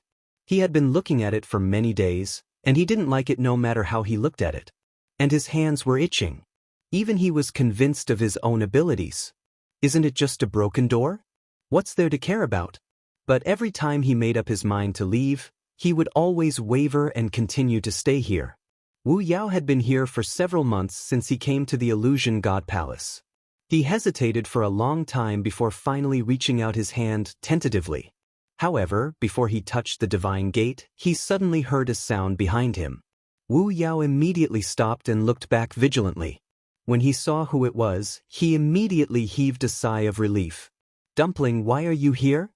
As he spoke, he turned his gaze and saw a green sparrow beside Dumpling. "This is Hong Yao?" Wu Yao was taken aback. However, before he realized what had happened, Dumpling had already run over. "Brother Wu Yao, get out of the way." Wu Yao subconsciously took a step back and hurriedly reminded her, "Dumpling, wait here." Bang! Dumpling bumped into the transparent barrier, took a few steps back, and sat on the ground. "There's a barrier." Dumpling rubbed her head and stood up. Only then did Wu Yao see her appearance clearly and couldn't help but be shocked. "Dumpling, what's wrong with your hair?" One side of her hair was fine, but the other side was loose with a few strands of hair hanging down. It looked like she had just finished fighting with someone, and it was the kind of hand-to-hand combat. Tuanzi was embarrassed at once, but it was not the time to care about this. She hurriedly asked, "Brother Wu Yao, can you open this barrier? Hong Yao and I want to go out." Wu Yao was speechless. Dumpling seems to have some misunderstanding about me? Seeing the two of them so anxious, he shook his head and said, "Only the divine envoys in charge of guarding the gate of heaven can open this barrier." "What happened? Why are you in such a hurry to leave?" Dumpling shook her head like a rattledrum. "Brother Wu Yao, there's no time to explain. Who is guarding the divine gate now? I'll go find him." Before Wu Yao could speak, a voice suddenly came from behind the few of them. "Why are you going out?" Dumpling turned around. The person who had arrived was none other than the 11th divine envoy, Chiu Tong. As soon as he noticed the disturbance in the barrier, he immediately rushed over. However, he did not expect that the one who caused all this trouble was Dumpling. And there was a green sparrow beside it? Chiu Tong's eyes fixed on Hong Yao for a moment, and she frowned slightly. This cyan sparrow wasn't a divine beast. There didn't seem to be such a magical beast in the illusory god palace. Don't ask so much. There was no time. Dumpling patted the barrier forcefully. "Open it. If you don't open it, I'll die in front of you." Chiu Tong was speechless. Wu Yao covered his face. What's with this inexplicable sense of embarrassment? Chiu Tong's expression turned serious. No. No! Why not? Dumpling was instantly enraged. Chiu Tong felt that Dumpling was purely being unreasonable, so she didn't care about what she said at all. Not everyone can enter and exit the divine gate as they wish. You can't either. Dumpling glanced at Hong Yao, then immediately gritted her teeth, and the pressure around her suddenly erupted. Bam! A ball of reddish-gold flames instantly flew out and landed heavily on the barrier. Boom! A loud sound spread far and wide. Flames burned wildly in Dumpling's eyes. "Are you going to open it or not?" Illusory God Ocean. Chu Liyue's voice was very soft, but everyone heard it clearly. Bailing's expression immediately turned cold, and her long, shapely eyebrows furrowed. "How dare you? How dare you call the name of the first divine envoy directly?" Chu Liyue laughed as if she had heard a joke. She tilted her head and looked at Mu Qinghe. "Mu Qinghe, tell her, do I have the right to call you that?" Bailing turned her wrist and was about to attack again. "I think you really don't know who you are." In the Illusion God Palace, even the second divine envoy, Yu Qian, didn't dare to speak to the first divine envoy in such a tone. And this woman was too arrogant. A hand suddenly reached out and blocked Bailing's long whip. He didn't seem to use much strength, but Bailing instantly felt that the long whip was tightly clamped, and she couldn't move it at all. "Bailing, don't you understand what I just said?" Mu Qinghe said lightly, but her tone was unquestionable and domineering. Bailing was shocked, and a deep sense of respect flashed across her eyes. She immediately took a step back and said, "Bailing doesn't dare." Only then did Mu Qinghe toss the long whip over. Bailing hurriedly caught it and didn't dare to say another word. She looked at Chu Liyue in shock. This woman knew the first divine envoy? And they seemed to have a close relationship. Otherwise, she wouldn't have dared to speak to the first divine envoy like that. But this woman seemed to have just come from the outside. How could the first divine envoy interact with such a person? Mu Qinghe looked at Chu Liyue. Indeed, it had been a long time since they last met. Compared to before, she was even more beautiful. Even in the dark and cold bottom of the sea, she was still as dazzling as a pearl. After a long while, he finally said, "The day Diwu Zhangzi betrayed the Illusion God Palace, it was destined that this would happen. The Mahayana realm is indeed not bad, but you've probably forgotten that Diwu Zhangzi is also in the Mahayana realm. If even he can't escape from here, it's even more impossible for you." Mu Hongyu bit her lip. "Leave in half an hour, and I'll let bygones be bygones." The first divine envoy? Bailing looked at him in disbelief. These two people sneaked into the illusion god seas several times and even tried to kidnap Diwu Zhangzi. How can we just let them go after committing so many crimes?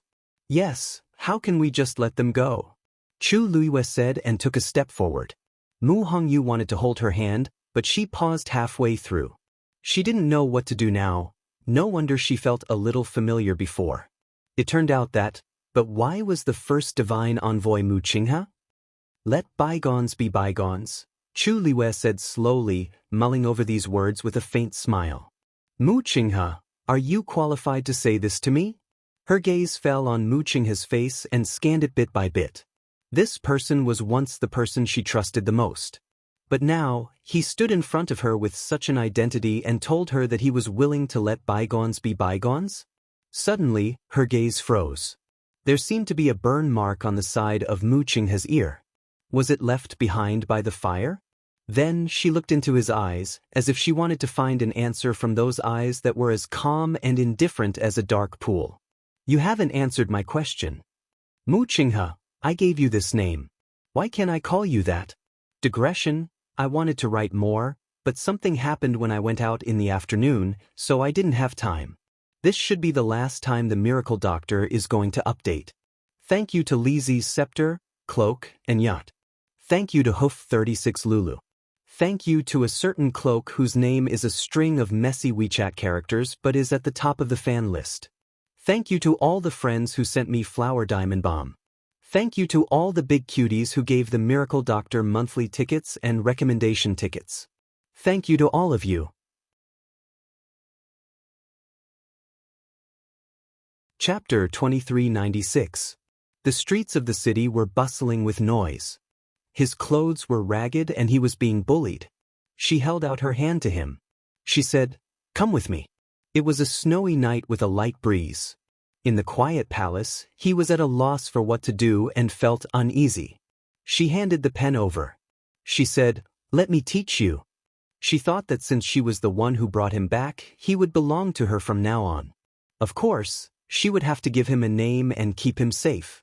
Mu Qinghe, Mu Qinghe. She gave him a name, gave him a place to live, and gave him everything. And in the end, what did he leave her? Most likely, everything had been burned to ashes in that fire. She knew that she wasn't a pure and kind person. She had always taken revenge, even 10 times or 100 times over. There were many people who wanted to kill her and take her life. They wanted to see her fall from the clouds into a quagmire, unable to struggle. But he definitely shouldn't be one of them. When Chu Liwei saw that Mu Qinghe had also died in that fire, he thought that everything was over. All the injustices in the past should be gradually erased along with life and death. However, Mu Qinghe was not dead. Not only did he not die, he even transformed into the #1 divine envoy of the illusory shrine. So noble, so unfamiliar. Mu Qinghe looked calm and indifferent. No emotion could be seen in her eyes. He looked at her as if he was looking at an insignificant person whom he had only met a few times. "That is all I have to say," he said indifferently. Bai Ling, who was at the side, was already completely dazed when Chu Liwei spoke. What did she say? Did she give the name of the first oracle? What was going on? Moreover, the first oracle did not refute him. Did he agree with her words? Where did this woman come from? Chu Liwei raised his eyebrows slightly. Are you unwilling to tell me, or are you afraid to tell me? Is it very difficult for you to admit this? I don't want to fight you. What a coincidence, me too. The corners of Chu Liue's lips curled up into a smile as he sized him up again. First divine envoy. How can I be your opponent? As the second divine envoy, Yu Qian's realm was above her eminences. Mu Qinghe was able to make Yu Qian kneel outside the door for 3 days and 3 nights. Naturally, she was stronger than him. In just a few short years, everything had changed. Mu Qinghe paused for a moment and then asked, "What do you want?" Chu Liwei had never expected to hear such a sentence from Mu Qinghe. However, compared to the impact his true identity had on her, this was nothing. The smile on her face gradually disappeared, as if it was covered with a thin layer of frost. Since you already know, then I'll be frank. What I want is very simple. Let Diwu Zhangzi leave. That's impossible, Mu Qinghe immediately denied. Regarding this matter, I've already made it clear enough. For the sake of our past relationship, I'll let you go this time. But there won't be a next time. If you come again, I won't be merciful. Merciful? Chu Liwei narrowed his eyes and sneered. When you killed me back then, you didn't seem to be merciful either, did you? Mu Qinghe's hands slowly clenched by her sides. Chu Luiyue stared at her with a half-smile. I must save Di Wuzhangzi.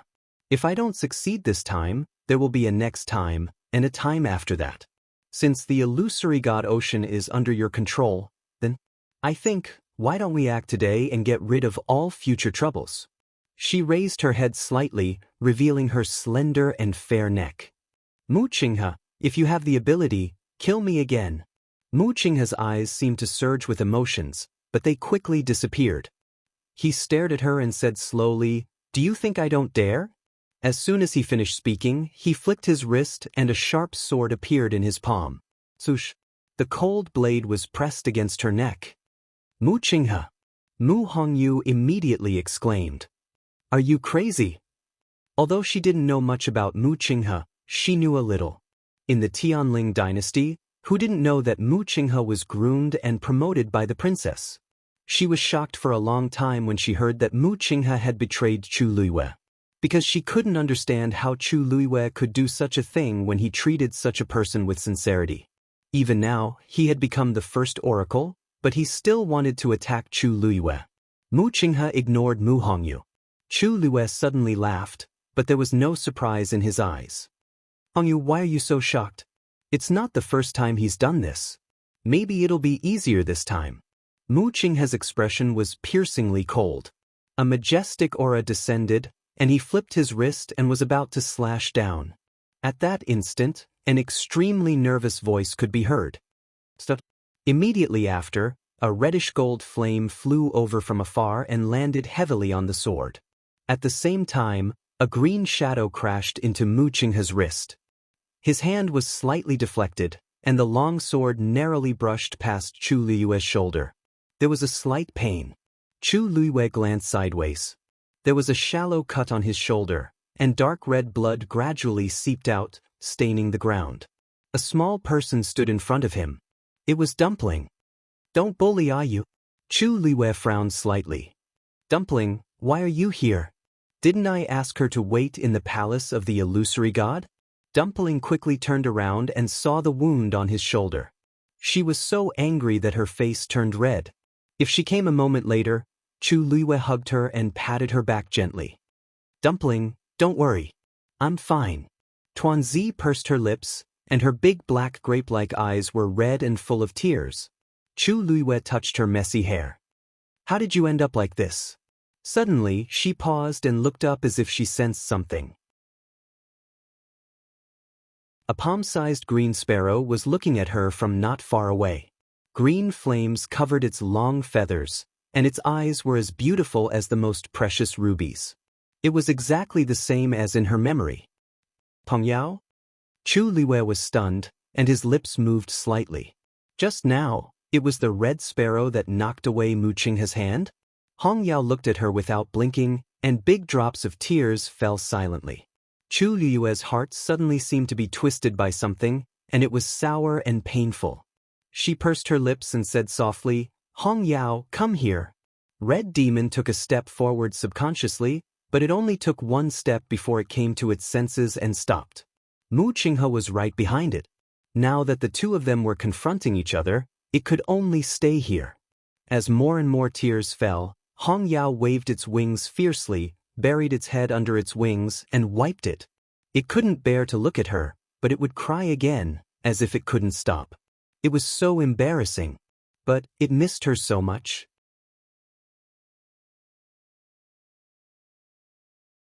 Chapter 2397. Mu Qinghe's gaze fell on Hong Yao, cold and indifferent. Hong Yao. Hong Yao suddenly turned around and looked at him angrily. Why did he attack? Mu Qinghe's gaze was as cold as ice, chilling to the bone. The first divine envoy?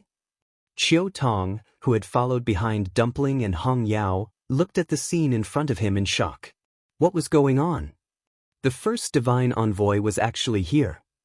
Although the illusionary god Ocean was indeed under his control, hadn't he always stayed in his courtyard all these years and never went out? It was said that even when he punished the seventh divine envoy, Jinyun Lai, he only sent out a wisp of his aura and didn't appear at all. But now, this was clearly the first divine envoy himself. Beside the first divine envoy stood Bailing. Chiao Tong knew that she had been guarding the depths of the illusionary god ocean, so he wasn't surprised to see her. But the key point was the two women standing in front of the first divine envoy. Shangguanyu? Mu Hongyu. Why are you here? Mu Qinghe glanced at him. Chiao Tong, you're really competent as the heavenly gate guardian. Chiao Tong's heart skipped a beat. Chiao Tong is incompetent. Countless guesses instantly surged in his mind. Could it be that Mu Hongyu had broken through to the Mahayana realm? That was the only way the two of them could come to the illusionary god ocean so quietly. Moreover, they actually alarmed the first divine envoy. Just take it as a warning to you. If you don't believe me, you can try again. Mu Qinghe said coldly. These words were obviously directed at Chu Luiyue. Chu Luiyue's lips curled into a sneer. Okay. Mu Hongyu stepped forward and grabbed her arm. Luyu, let's go back first? The current situation definitely couldn't continue. They could only leave this place first and think of another way later. Looking at Mu Qinghe's posture, he would really do it. Chu Luiyue hugged Dumpling tightly and glanced at Mu Qinghe. I will take back what belongs to me. Mu Qinghe did not say anything. Mu Hongyu tore open a spatial crack and pulled Chu Luiyue away. Even though Mu Qinghe and the others had already found out about it, the fewer people who knew about it, the better. Seeing the two of them leave so openly, Bailing finally couldn't hold back anymore and said, First Oracle, are you really going to let them go just like that? They were so arrogant and unbridled. Not to mention her, they did not even put the first divine messenger in their eyes. Could it be that the first Oracle's heart had softened? Just because of that Chu Luiyue? Bailing couldn't figure it out. As oracles, they had always been high and mighty. When had they ever been provoked like this? Especially since the person being targeted was the first oracle with the highest status. Mu Qinghe glanced at her. Bailing's heart skipped a beat, and she quickly swallowed the rest of her words. She was also muddle-headed to dare to question the first oracle in front of her. I don't want to hear about what happened today from anyone else, understand? Bailing and Chiao Tong understood and immediately said, yes. Mu Qinghe put away his sword and looked at Hong Yao. Hong Yao ignored him and quickly turned to leave. Mu Qinghe frowned slightly, but he didn't say anything. The water rippled, and his figure quickly disappeared. Farewell, first oracle. After a while, after confirming that Mu Qinghe had indeed left, Bailing and Chiao Tong heaved a sigh of relief. The two of them looked at each other with complicated expressions. What happened just now? Chiao Tong asked. Bailing's face was cold. What else could it be? Those two secretly came several times before, trying to kidnap Diwu Zhangzi. I already knew something was wrong, so I waited here. When I finally caught them and was about to kill them, the first oracle came. Moreover, the two women seemed to know the first divine emissary, especially the one in red. Shangguanyu? Yes, it's her. She seemed to have a close relationship with the first oracle, but I didn't know what was going on after listening for a long time. After the first oracle warned them, he planned to let them go. I tried to stop him, but the first oracle warned me. Chiao Tong frowned. The first oracle is protecting them like this? Bailing thought for a while and said, not really. After all, the first oracle had already attacked just now, but he was stopped by the crimson gold sky phoenix and the blue sparrow. You know what happened after that? I'm sure that they did have dealings with each other. I just don't know what happened. It was extremely difficult to find out if it was related to the first oracle. Right, speaking of the blue sparrow, I don't remember the first oracle having a contract with the fiend beast. When I saw the blue sparrow at the gate of heaven, I was wondering when there was one in the illusion god palace. So it's with the first oracle? Bailing was annoyed. How would I know? It was obvious that there was something wrong here. If the first oracle wanted to hide it, who would know? Chiao Tong frowned. I still think there's something fishy about this. There were so many problems in the past, but the first oracle didn't show up. Why did he come this time? And he even ordered us to keep quiet about what happened today. Was there really no other reason? Bailing didn't think so. This is the illusion god ocean. The first oracle has been in charge of it for 10,000 years. Now that something happened, isn't it normal for him to come? Moreover, Sheng Guanyu and the other two had quietly crossed the divine gate and arrived here. They had almost kidnapped Diwu Zhangzi. If this gets out, not only you and me, but also the first oracle will be criticized. Do you want to make a big deal out of it? Qiu Tong quickly waved her hand. How is that possible? I just think it's a little strange, so I said it casually. However, what you said is not without reason. It involves Diwu Zhangzi and the illusion god Ocean. It's normal for the first oracle to be cautious. Forget it. Anyway, the first oracle has already said that if they come again, they will be punished severely. Let's just do our job. Bailing turned and dived into the depths of the sea. Qiu Tong stayed for a while and finally left. Chu Luiwei and the others soon returned to the illusion god palace. She put Dumpling down and poured a cup of tea for herself and Mu Hongyu. Finally, she sat down and treated the wound on her shoulder. The wound wasn't deep, but Mu Qinghe's current cultivation level was very high. The power contained in the sword couldn't be underestimated. The room was quiet. Mu Hongyu held the teacup and looked up at Chu Luiwei from time to time. Chu Luiwei looked calm. After treating the wound, she went to comb Dumpling's hair. Red Demon caught you? She asked. Tuanzi said in a low voice. Chu Luiwei nodded and tied the red rope again. Mu Hongyu finally couldn't help but ask in a low voice. You not angry?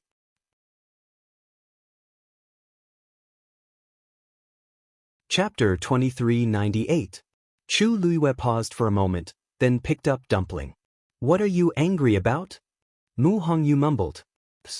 Mu Qinghe lied to you. Chu Luiwei thought for a moment and laughed. I'm not the only one he's biased towards, right? Other than her, the people from the palace of the illusory god didn't seem to know much about his past. Everyone said that the first divine envoy had been in seclusion for several years, but it was obvious that this wasn't the case. He didn't spend those years in Tianling for nothing. Mu Hongyu looked at her. She was smiling, but no one could tell what she was feeling. Probably, anyone in her position would have complicated feelings at this moment, right? Mu Qinghe even attacked her. Chu Luiwei lowered her eyes slightly and paused for a moment before saying, when I first met him and found out his identity, I was indeed a little angry. But now, she seemed to have thought of something, and the corners of her lips curled up into a faint smile. The first divine envoy of the palace of the illusory god actually followed me respectfully for several years. Thinking about it, it's not too bad. Mu Hongyu couldn't smile. Dumpling lay in Chu Luiwei's arms, her two chubby little arms tightly wrapped around her neck. She was obviously in low spirits. Ayu, she muttered. Hong Yao is actually still alive. Chu Luiwei pinched her little face. Yes, Hong Yao is still fine. And from what I see, it seems to have broken through to the 9th grade. We should be happy for it. In the past, when Dumpling was still a 9-colored heavenly pheasant, she gave Hong Yao a lot of anger because her grade was 1 grade higher than Hong Yao's. Therefore, Hong Yao had always wanted to break through to the 9th grade. Now, it had fulfilled its wish. Dumpling looked up at her. But Hong Yao isn't happy. Chu Luiwei fell silent. I forgot to tell you before. Ever since I went to Fengming Mountain, I often felt a pair of eyes watching me from the shadows. I looked for him several times, but I couldn't find him. I even chased him all the way to the illusory god palace, but I still couldn't figure it out. Chu Luiwei was stunned.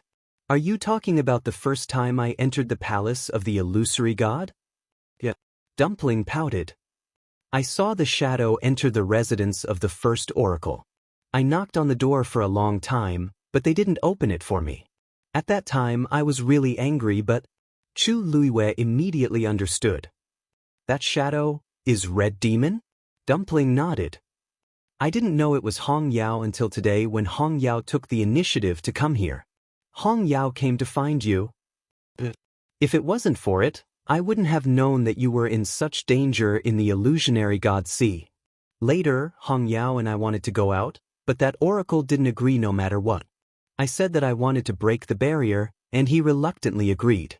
Mu Hongyu shrunk her neck in silence. Break the barrier. Only Dumpling could do such a thing. Chu Luiwei was deep in thought.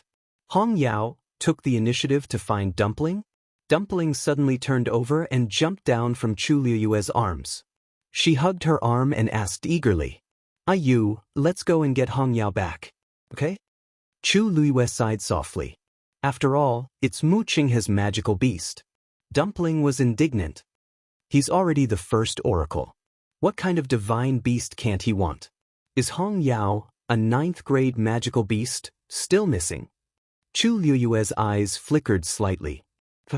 Hong Yao flew back to the courtyard and plunged into the pile of fallen leaves. Then, Mu Qinghe's figure slowly appeared in the courtyard. He didn't even look at Hong Yao. He walked straight to the room and said coldly, "From today onwards, you're not allowed to take half a step out of here." Hong Yao suddenly flew out of the leaves and arrived in front of Mu Qinghe. Mu Qinghe stopped in her tracks. The human and the beast looked at each other. Perhaps because it had just cried, Hong Yao's eyes were particularly clear. At this moment, there was still anger in its eyes that hadn't dissipated. Mu Qinghe's expression was cold and unmoved. After a long time, Hong Yao turned around and left. Mu Qinghe pushed the door open and entered. Qi Han stood outside the door and watched quietly. Finally, there was the sound of the door opening. He looked back and saw Mu Hongyu walking out of the room. Compared to the excitement she had when she came, she couldn't hide her disappointment and looked a little haggard. She couldn't be blamed for being like this. She had always thought that after breaking through to the Mahayana realm, she could successfully rescue Xianxia. Who knew that things would develop to this point? Mu Qinghe already knew their plan and would definitely guard him more strictly in the future. It would be extremely difficult to rescue Xianxia again. He was the first oracle. It was obvious that he was on the palace of the illusory god's side. Thinking of this, Mu Hongyu suddenly gritted her teeth and quickened her pace to leave. "What did you say? The first oracle is Mu Qinghe?" In the room, Jian Fengqi was shocked and almost suspected that he was hallucinating. He suddenly stood up. Did you see wrongly?" Mu Hongyu smiled coldly. He admitted it himself. How could he be mistaken? Jian Fengqi's mind went blank. He couldn't even speak. Mu Hongyu took a step forward and questioned him. "Aren't you very close to him? Did you already know that he's the first oracle?" Jian Fengqi felt extremely wronged. "I really didn't know. His voice stopped abruptly. Mu Hongyu frowned. "Just what?" Jian Fengqi took a deep breath. "I just met him by chance. We're not close, not close." Mu Hongyu stared at him. "What did you say just now?" Jian Fengqi felt a chill on his back. After a long time, he said helplessly, "I really didn't know about this."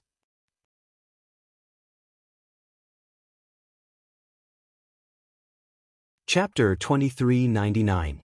Mu Hongyu looked at him suspiciously. Jian Fengqi raised his hand. "I swear, this has nothing to do with me. Didn't you just say that the other oracles don't know about his past in Tianling? This proves that those things were basically arranged by him, don't you think so?"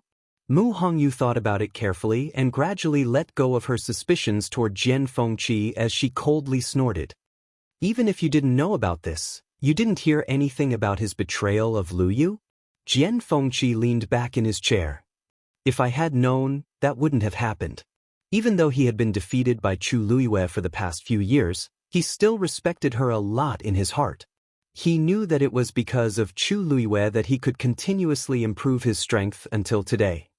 It's just that, Jian Fengqi hesitated. Half a month before the incident, he had been in seclusion. I went to find him several times, but he refused to see me. At that time I didn't care, but who knew? Mu Hongyu sneered. He planned this a long time ago, so it's not strange that this would happen. That's right. He planned this all along. Jian Fengqi tapped his hand on the armrest. I only realized this later on. I even think that even if Jiang Yuqing and Shangguan Wan didn't exist, he would still do it. Mu Hongyu pursed her red lips. I know he did it for the zither score. After all, she was the first oracle of the illusory god palace. Wasn't that easy to explain? Jian Fengqi asked. At that time, the zither score had already recognized her as its owner. If he really wanted it, he could have just taken her back to the illusory god palace. Why did he have to be so ruthless? Mu Hongyu was stunned. Moreover, don't forget, the princess has never really died. Yu, why do you think he went through so much trouble? Dumpling was lying on her stomach on the bed. She rested her chin on her hands with a blank expression on her face. Furthermore, since he is the first divine envoy, why would he listen to Xianxia? Xianxia was the sixth oracle. Logically speaking, his status and power were far inferior to Mu Qinghe. But at that time, Mu Qinghe did suffer a lot from Xianxia. That can't be fake. If he wanted to put on an act for you, he didn't have to do that. After all, he had already made a move on you. Since they had already shed all pretenses of cordiality, there was no need to put on such a boring show. There was really no need for that. Chu Liwei sat by the window with a chessboard in front of him and a chess piece in his hand. Hearing Dumpling's words, her eyes flickered. In fact, she was also thinking about this problem. Unfortunately, Xianxia was already dead. There was no chance to ask anything. The only person he could ask was Mu Qinghe. But she guessed that he wouldn't say anything. The wound on her shoulder was still aching, reminding her of everything that had happened before. The current Mu Qinghe was no longer the beggar she picked up from the streets. Or, everything was just a trap from the beginning? She laughed and put down the chess piece in her hand. Pa, the 11th and 12th oracle don't know about Mu Qinghe's past in Tianling. Then, it's normal that Xianxia doesn't know.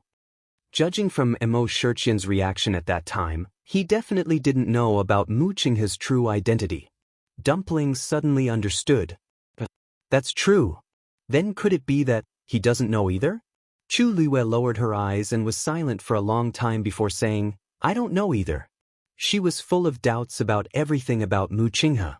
She couldn't guess what was true and what was false, and she didn't want to guess. In short, he only has one identity now, the first oracle of the palace of the illusory god. Other than that, he might have long forgotten his past. Who would want to remember what he looked like when he was at his most embarrassing? Even if it was a disguise, for someone like the first oracle, he probably didn't want to leave any memories of those years when he bowed and groveled beside her. Tuanzi turned over and lay on her back on the bed. Her two short legs kicked here and there. I really want to find him and ask him about it. But if it doesn't work, it's good to release Hong Yao. Chu Liwei reminded her. Now that he has regained his identity, Hong Yao probably won't come again. In the past, when everyone didn't know the inside story, Hong Yao could still secretly go to Fengming Mountain to see Dumpling. But now, the naked truth was in front of them. The two sides were on opposite sides. It was definitely not convenient for Hong Yao to have any close contact with them anymore. Dumpling was angry and sad. How could this be? Chu Liwei looked at the chessboard. Yes, how could this be?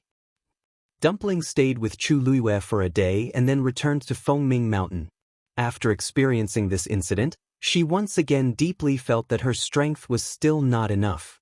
Mu Qinghe had already become the first god's messenger and even injured Yu. She had to become more powerful as soon as possible. Chu Liwei went out for a walk and found that no one knew what happened in the illusory god sea. Obviously, Mu Qinghe had suppressed the news. There was only 1 month left before the gate of heaven closed. The streets were deserted, but there were many more people on the star path. At the last moment, the Xian masters who felt that they still had some hope had already begun to take action. When Chu Liwei walked by the star path and took a look, he had already determined the outcome of these people. Previously, Mu Yafeng did not succeed with Jin Yunlai's help, let alone these people. However, Chu Liwei finally understood why Jin Yunlai could not help but help Mu Yafeng. This star path was indeed too difficult for these Xian masters.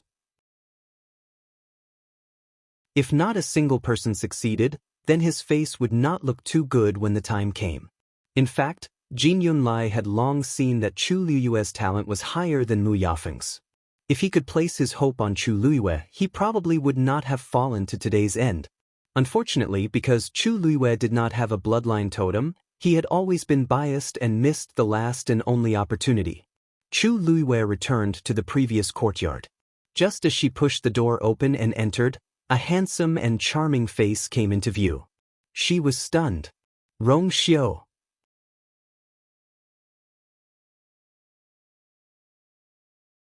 Chapter 2400. Weren't you in seclusion? Is it over? Chu Luiwei asked in surprise. She had always thought that he still needed some time. Rong Xiu nodded slightly. Then his gaze fell on her shoulder, his expression slightly cold. Chu Luiwei subconsciously shrank her neck and confessed honestly. It's not serious. It's healed. The wound was relatively shallow. She had used medicine after returning. Now that she was a god, her recovery speed was amazing. She was almost healed by now. She didn't take the wound too seriously, but Rong Xiu happened to come out of seclusion. With his sensitivity, it was basically impossible to hide it from him. So Chu Luiwei immediately chose to confess. Rong Xiu reached out and pulled her back into the room. Sensing the low pressure from him, Chu Luiwei obediently quieted down. Her past experience told her that it was better to stay put at this time. After taking her back into the room, Rong Xiu turned around and closed the door. Chu Luiwei whispered, "It's really okay, I can see it myself," Rong Xiu said and turned to walk toward her. Chu Luiwei was stunned. "You can see it yourself? What do you mean?" Rong Xiu came to her and looked down at her. His face, which was always gentle and elegant, seemed to be covered in a light wind and snow, and there was a bit of biting coldness. I want to see it." His voice seemed to be lower than usual. Every word was like the wind plucking the strings of a zither to enchant people's hearts. "Do you want to do it yourself, or do you want me to help you?" His tone didn't change, but there was a bit of strength in it that couldn't be refused. Chu Luiwei immediately said, "I'll do it myself." Rong Xiu looked at her like this. The frost between his eyebrows finally melted, and a faint smile flashed across his crimson lips. "You can do it yourself. Maybe you're not as fast as me." Chu Luiwei's face was slightly hot. She glared at him angrily, then took off her coat, revealing her injured shoulder. A half-inch long sword wound on her snow-white, round shoulder had healed and formed a scab with a faint layer of powder. Rong Xiu's brows slightly furrowed, and there seemed to be billowing waves in his eyes. He reached out his hand, and his warm fingertips gently landed on it. "Does it hurt?" Chu Luiwei shook her head. "It doesn't hurt." This small injury was nothing compared to the injuries she had suffered in the past. Rong Xiu's thin lips slightly pursed. Chu Luiwei paused, and her lips curved up into a light smile. "Ts. Yytsds. Ts her. St. You don't have to smile if you don't want to." Chu Luiwei's slender, white hand gently grasped the clothes in front of his chest. Her lips curled up a little, but in the end she still let go. She took a few steps back and gently rested her head on his chest. The familiar cold fragrance instantly wrapped her up, making her feel extremely at ease. She closed her eyes for a long time, then sighed softly. She and Mu Hongyu said that they weren't angry, but how could they say that they didn't mind at all? But things had changed with the passage of time. Things remained the same, but people had changed.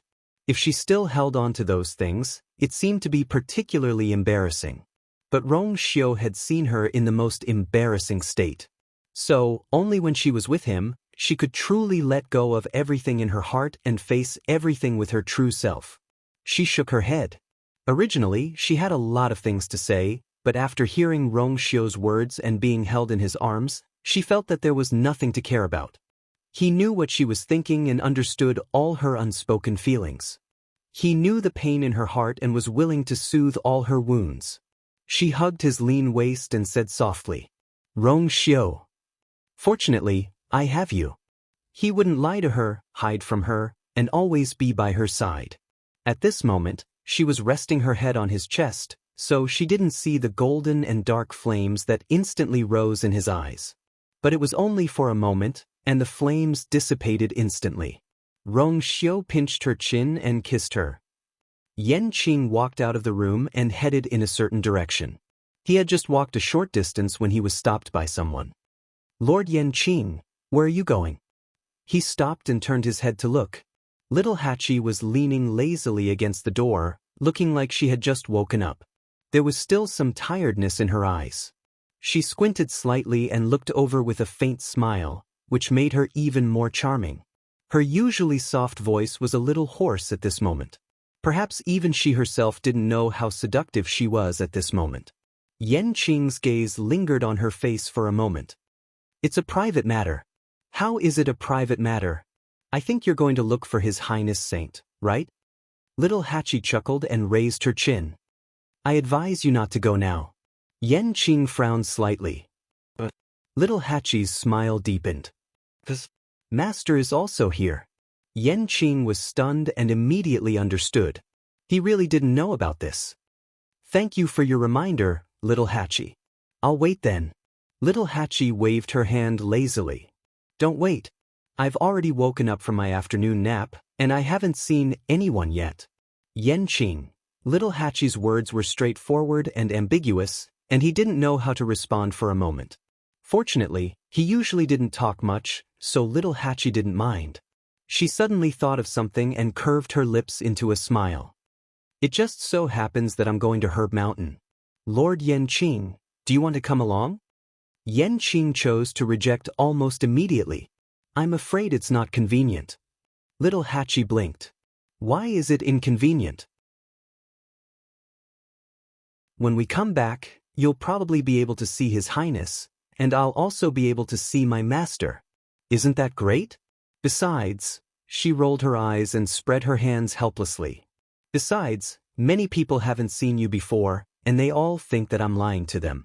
Recently, some people have come looking for you. It's really annoying. Yanqing slowly tightened his grip on the sword.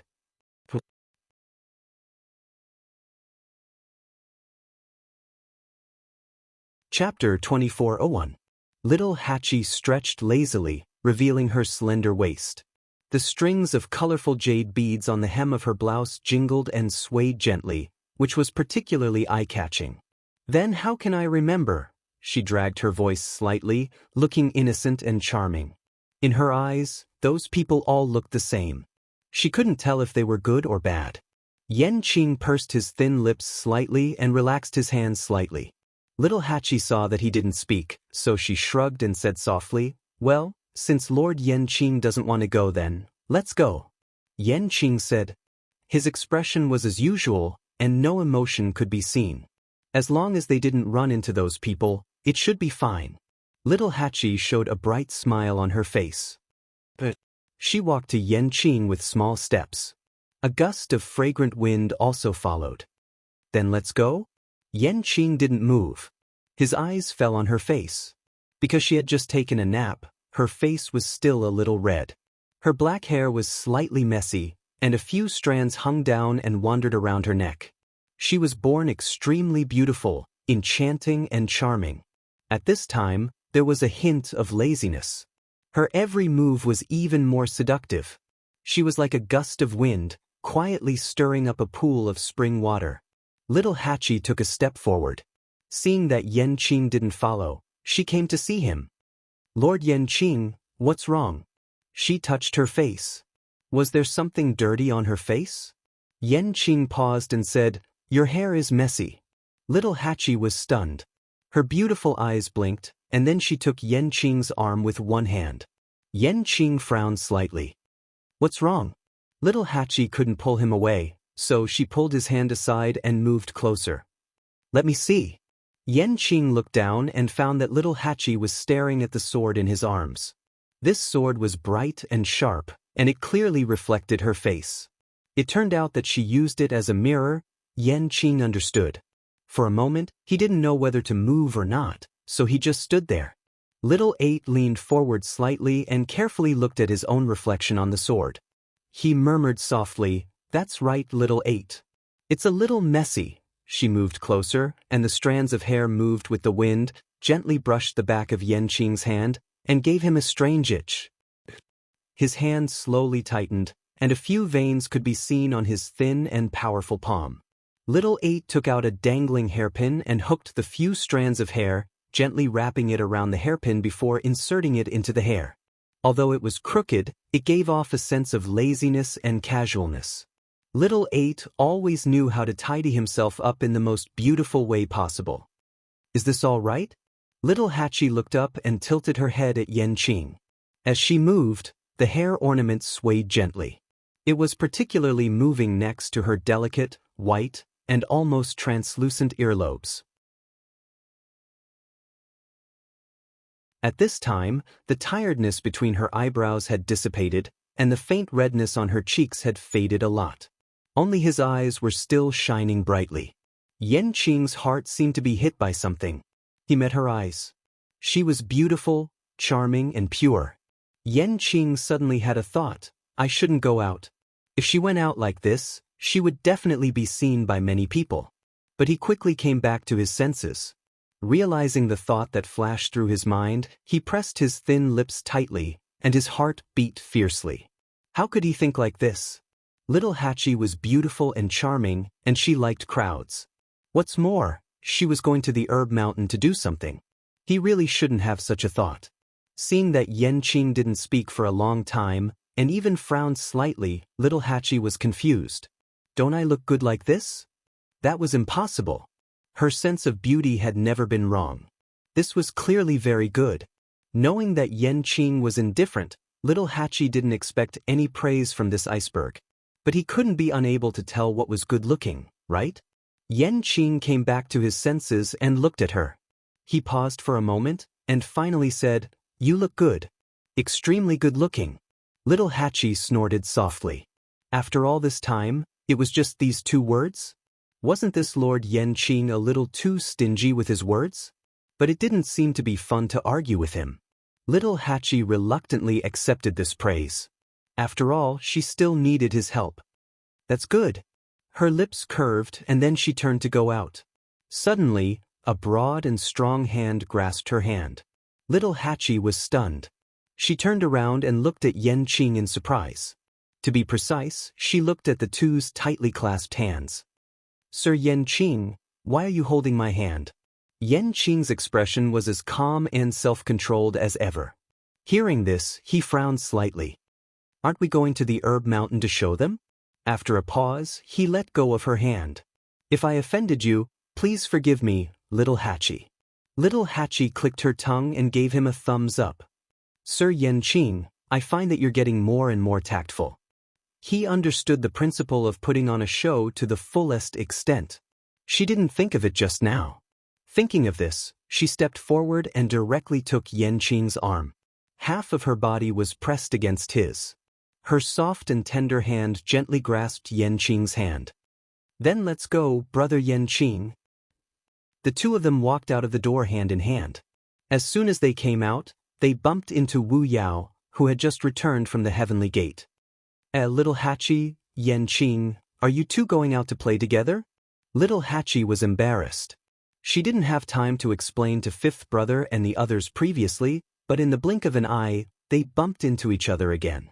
What else could she say? Most importantly, they were outside now. Thus, she could only choose to nod. Wu Yao looked at the 2 of them holding hands and snorted softly. Although Yanqing was barely qualified in all aspects, Wu Yao still felt indignant when he saw his sisters so intimately with him. Go and come back early. With that, Wu Yao didn't stay any longer and returned to the courtyard. Little Hachi coughed and hurriedly ran away with Yanqing. Wu Yao returned to the courtyard and saw Sun-Yi standing in front of the door. Big brother, did you see Little Hachi and Yanqing go out together just now? Sun-Yi nodded. This Yanqing really hid his strength well. He abducted our Little Hachi so easily.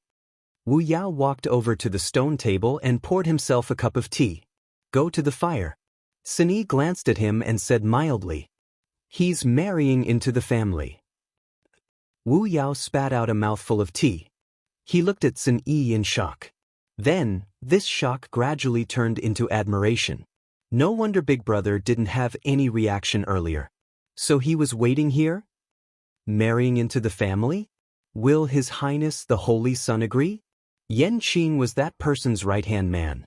An extremely faint smile flashed through Sun-Yi's indifferent and narrow eyes, disappearing in an instant.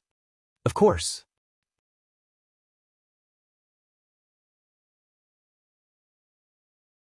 Chapter 2402. Herb Mountain. There was still a month before the gate of heaven closed. Everyone in the Illusion God Palace was on high alert. People were coming and going on Herb Mountain. It was very lively. Little Hachi and Xianxia attracted a lot of attention the moment they arrived. Countless pairs of eyes looked in their direction. When they saw that Little Hachi was holding a man's hand, almost everyone was shocked. Who is that? Why is he so intimate with Little Hachi? I don't know him. He seems to be new? Is he the one she mentioned before? Her sweetheart? Is there really one? That man seems to be her eminence? He's so young. All kinds of discussions could be heard. Little Hachi was very satisfied. She pulled Xianxia's hand. Xianxia immediately understood and bowed slightly. Little Hachi moved closer to his ear and laughed softly. Brother Xianxia, look, you're really something. As she spoke, her warm breath fell on his ears and neck, making him feel scalding hot. Xianxia's Adam's apple bobbed, but he didn't say anything. Little Hachi didn't expect him to say anything. After all, she was in charge of praising people. Let's go over there. There are a few kinds of herbs that need to be collected. Little Hachi was indeed very close to him. When she spoke, Xianxia could even feel her soft lips brushing against his. He nodded slightly. Okay. Little Hachi smiled. Big brother Xianxia looks like he's so well behaved. She suddenly wanted to pinch his face and see if the iceberg would melt. Little Hachi hesitated for a moment, but in the end, she held back and pulled him towards a mountain peak. Now, she was very familiar with this place. She clearly remembered where the medicinal herbs were located and how much they were. So she could find whatever she wanted immediately. Xianxia followed her obediently. The voices of the two were very soft, and the bystanders could hardly hear them. Therefore, this interaction of whispering was an extremely intimate display of affection in the eyes of the bystanders. Many young men were heartbroken. Looks like Little Hachi really likes that person. She's actually willing to be so close to him. That man doesn't look ordinary either. No wonder she was willing to reject Liang He for him. Forget it, forget it. Let's worry more about ourselves. There's not much time left. Shu Jing stood by the stream and frowned slightly as he looked at the boundary not far ahead. Recently, this barrier had been very unstable, appearing and disappearing from time to time. Even she could not grasp it. Although she had never been able to fully control this barrier, such a situation had never occurred before. The attitude of the first and second oracles was very clear. They wanted her to solve it herself. But it was easy to say but extremely difficult to do. In these 10,000 years, she had thought of countless ways, but she still couldn't do anything about this barrier. Now that there was only a short month left, what should she do? Shu Jing was very frustrated. But she also knew that this was her last chance. So many things had happened before, and her position was already in danger. If she continued to be in this state, Shu Jing didn't dare to think further. Suddenly, a few voices of discussion came from afar. Are you serious? Little Hachi really came with a man? Of course it's true. Everyone saw it with their own eyes. And the two of them are very close. Everyone can see that the two of them are a couple. I remember that the man is called Xianxia. I heard that he has the same name as the divine general of the left by the emperor's side. I took a look from afar just now. That person is indeed a venerable god expert, and he's extremely young. It can be said that he has a bright future. Ordinary people really can't compare to him. Standing beside Little Hachi, they are indeed very compatible. Shu Jing frowned and looked up. The people who were talking were just passing by and didn't come close. But when they spoke, they didn't deliberately lower their voices, so even though they were still some distance away, Shu Jing could still hear them very clearly. Now, whenever she heard Little Hachi's name, she would be very annoyed. Previously, due to that person's words, Shu Jing had been holding back and didn't find trouble with Little Hachi. But now, she had delivered herself to her door and even dared to show off with that person with the same name. This was too much. Shu Jing's face turned cold, and she walked toward the rolling mountains ahead. Little Hachi was standing in front of a swamp with Xianxia. Above the swamp, white reeds that were as tall as a person fluttered in the wind. Little Hachi stood by the shore and suddenly sighed. I miss Shifeng so much. Yanqing looked at her. What's wrong? Little Hachi raised her hand and pointed forward. The celestial vine is buried below. I have to go down and dig it out myself. In the past, it was Shifeng who did this. In fact, it wasn't that Little Hachi hadn't done this kind of thing before. After all, when she was in Peach Blossom Dock, she and Shifeng were in a mess in order to process all the medicinal herbs. However, if there was a second choice, Little Hachi would still try her best to avoid it. In the past, Shifeng was her second choice. But now, she looked at Yanqing. Yanqing immediately understood what she meant. I'll help you. Little Hachi immediately acted coquettishly. Brother Yanqing is the best. Yanqing didn't say anything and turned to walk into the depths of the reed marsh. At this moment, a mocking voice sounded. You even have to trouble others for such a small matter. Do you deserve to be called a celestial physician? Yanqing stopped in his tracks and frowned. Little Hachi turned around. Sigh, why is it this person again? Eighth Oracle, are you waiting for me every day? Otherwise, why do I run into you everywhere? Shu Jing smiled coldly and his eyes fell on Yanqing. Just as he was about to mock him, his expression suddenly changed. This back view. When Chu Luiwei woke up, it was already evening. The sky was getting dark. She opened her eyes in a daze and felt sore all over, as if her bones were falling apart. For some reason, Rong Xiu seemed to be especially, as soon as she moved, a warm body pressed against her from behind. Rong Xiu's arm wrapped around her waist and easily pulled her into his arms. Chu Luiwei propped her hands on his chest, opened her eyes, and shook her head pitifully. Rong Xiu chuckled and kissed her. I won't bully you. Chu Luiwei was slightly relieved and couldn't help but say, You've already bullied me before saying this. You're too insincere. His voice, which had always been clear, was now a little hoarse. Rong Xiu's eyes deepened and his thin lips curved slightly. How do you know that it's over and that I didn't stop out of kindness? Chu Luiwei suddenly blushed. This man, however, Rong Xiu was a man of his words. After being intimate for a while, he carried her and got up to take a bath. However, he didn't stay for too long and went out. After Chu Luiwei cleaned up and returned to the bedroom, she found that Rong Xiu had already sat down.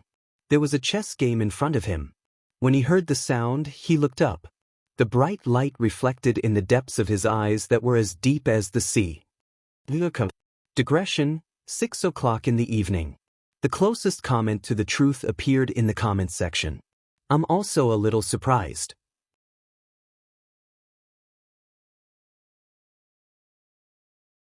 Chapter 2403. Chu Luiwei walked over and sat down opposite Rong Xiu. Why do you suddenly want to play chess? Rong Xiu smiled. Nothing.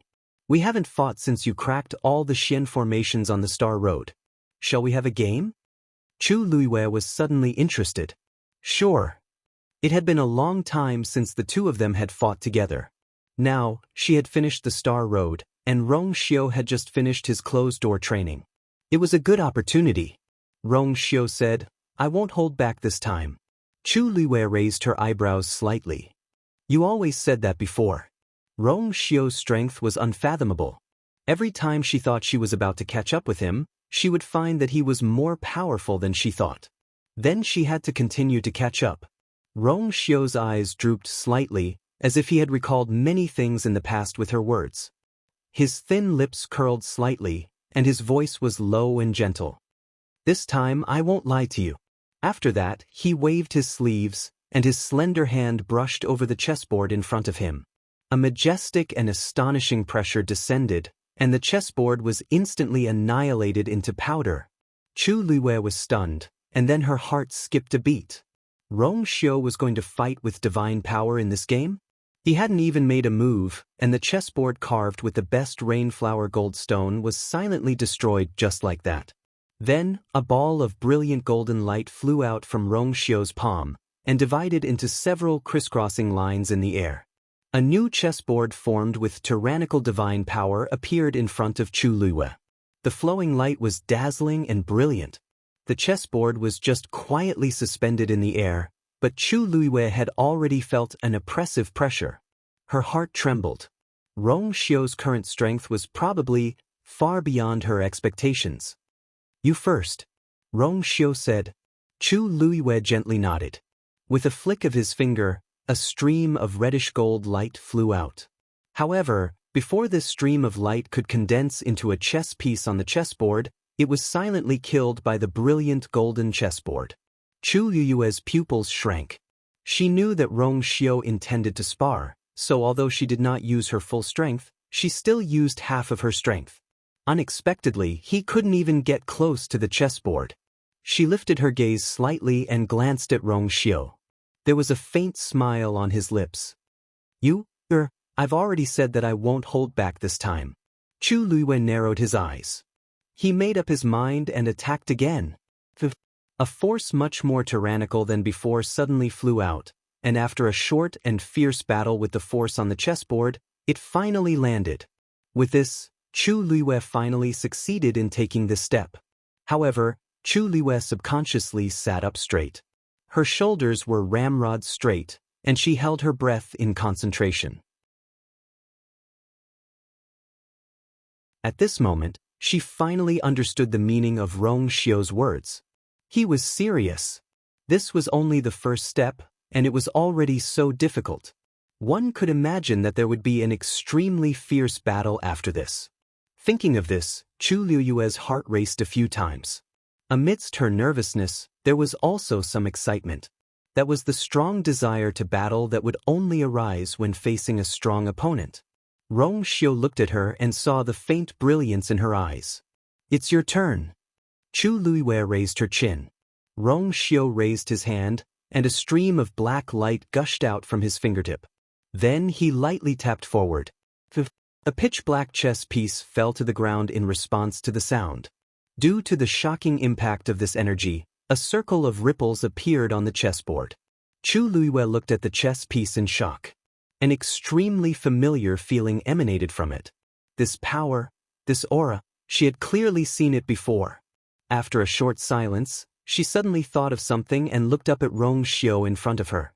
"First Master?" Back in country Yao Chen's imperial mausoleum, she had met a man. She had never seen his face, but she knew that his force was an extremely special black. After that, she had gone to Zhenbao Pavilion several times to meet this rumored first master, but to no avail. Gradually, she put these thoughts aside. But now, Rong Xiu looked at her. His almond-shaped eyes were clear and deep. She had always been extremely intelligent and understood everything at once. He chuckled and said, "That's right. When I gave you the Black Pyramid back then, I told you that it belonged to my wife." Chu Luiwei's heart instantly surged with tempestuous waves. He admitted it. That's right, the Black Pyramid sealed her memories in the Divine Ruins world, so it naturally belonged to her. Wife, so the wife he mentioned back then was herself. Chu Luiwei's lips moved slightly. Countless scenes flashed through her mind, and it was incomparably chaotic. She had too many things to say and too many questions to ask, but now, facing Rong Xiu, she suddenly couldn't say a word. It was as if something was stuck in her throat, and she couldn't move it. She realized that she seemed to have overlooked many important things, but for a moment, she couldn't distinguish them. This news was too shocking for her, and it caused her mind to be in a mess. After a long time, she finally thought of something and muttered softly, "That's right. The Holy Son of the Yuntian Tower originally had two divine bodies." This also meant that Rong Xiu had two divine powers in his body at the same time. In fact, it wasn't that Chu Luiwei didn't have any doubts in her heart. However, because the power and aura of the Great Master were very unfamiliar and very different from Rong Xiu's, she quickly rejected this guess and didn't think too much about it afterward. Who knew? Looking at the black chess piece on the chessboard, Chu Luiwei's lips moved and finally asked, "So, you were the one who specially placed my remnant soul and memories in the imperial tomb of Yao Chen?" This was the only way to explain everything that had happened before. Rong Xiu's phoenix eyes were deep. "After this game, I will tell you the answer." Herb Mountain. The figure quickly disappeared into the reeds. Shu Jing's heart was beating wildly. He immediately stepped forward and said, "Wait." That figure was really similar. A hand suddenly stretched out from the side and blocked in front of Shu Jing. Little Hachi raised her eyebrows slightly and looked at Shu Jing with a faint smile. "Eighth Oracle, what are you doing?" "Brother Yanqing is helping me find the cactus vine." "Why are you calling him?" Little Hachi asked while looking at Shu Jing. Something was wrong. Shu Jing's current expression and mood were very strange. She had dealt with Shu Jing many times, but she had never seen her behave like this. More importantly, Shu Jing was obviously acting like this after seeing Yanqing. What was she doing? Was she angry? Angry?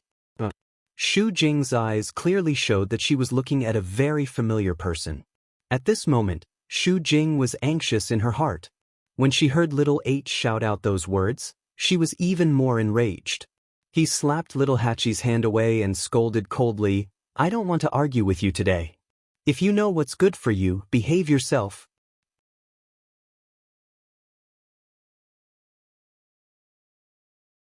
Chapter 2404. The smile on Little Hachi's face faded. She moved her wrist and chuckled. "What a coincidence. I don't want to slap the 8th Oracle today. The skin on your face is too rough. What if you cut my hand?" No one could tolerate such words. Even Shu Jing, who had a grudge with Little 8 for a long time, was no exception. But she was more concerned about something else. She looked up at the reeds again, but the figure had completely disappeared. Little Hachi's mood became unpleasant when she saw her like this. "8th Oracle, why are you staring at our brother Yanqing?" This gaze, it really made her uncomfortable. Shu Jing's eyes were cold, and she was about to attack. A long sword suddenly flew out from the depths of the reeds and went straight for Shu Jing. Shu Jing was startled and immediately withdrew her hand.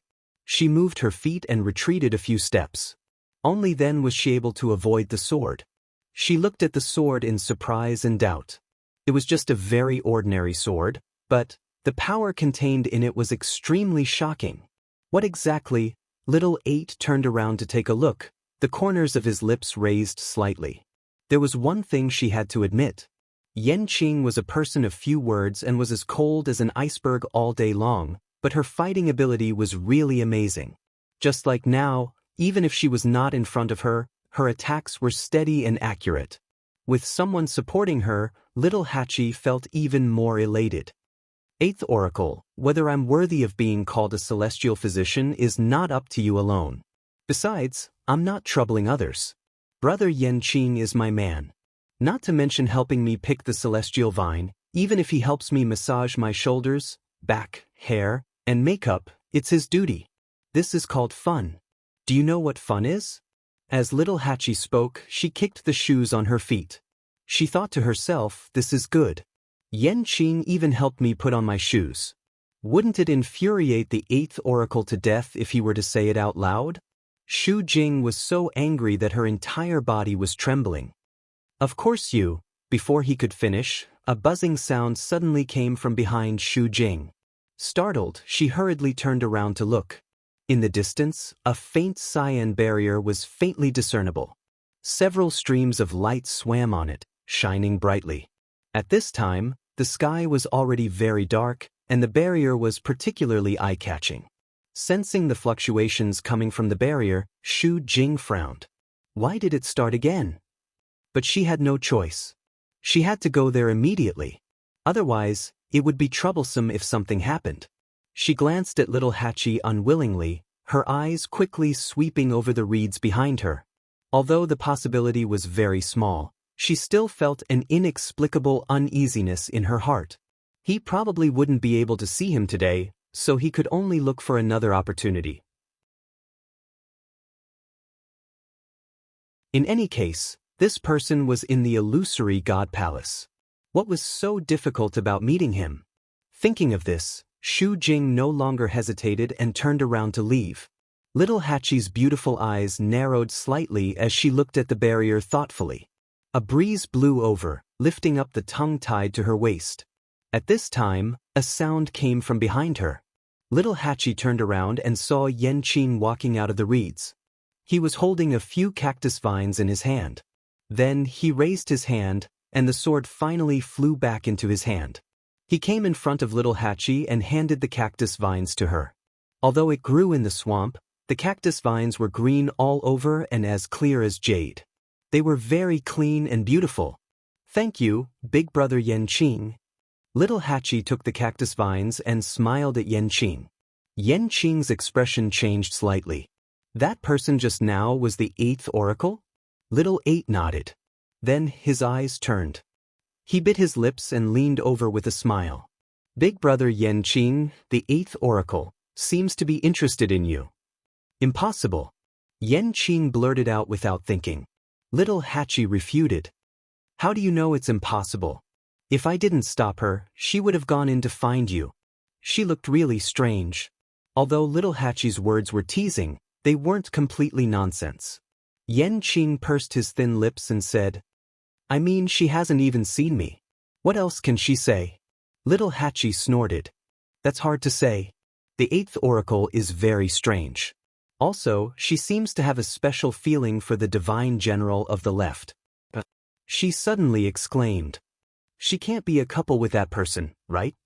She thought about how Shu Jing forced Yanqing to change his name. If there wasn't something going on, why would she care so much about it?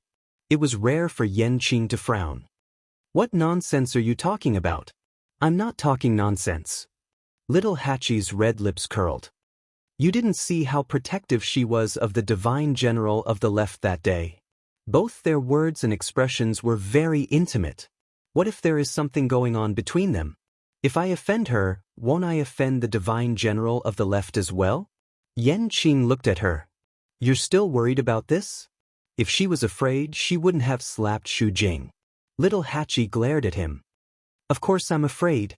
I heard that the divine general of the left is very powerful. If he comes to find trouble with me..." "He won't." Yanqing interrupted her. Little Hachi snorted. "Who knows?" Speaking of this, she suddenly looked at Yanqing and asked, "Who is prettier, me or Shu Jing?" Yanqing paused. Little Hachi pushed him gently. "Tell me." Yanqing said concisely, "You."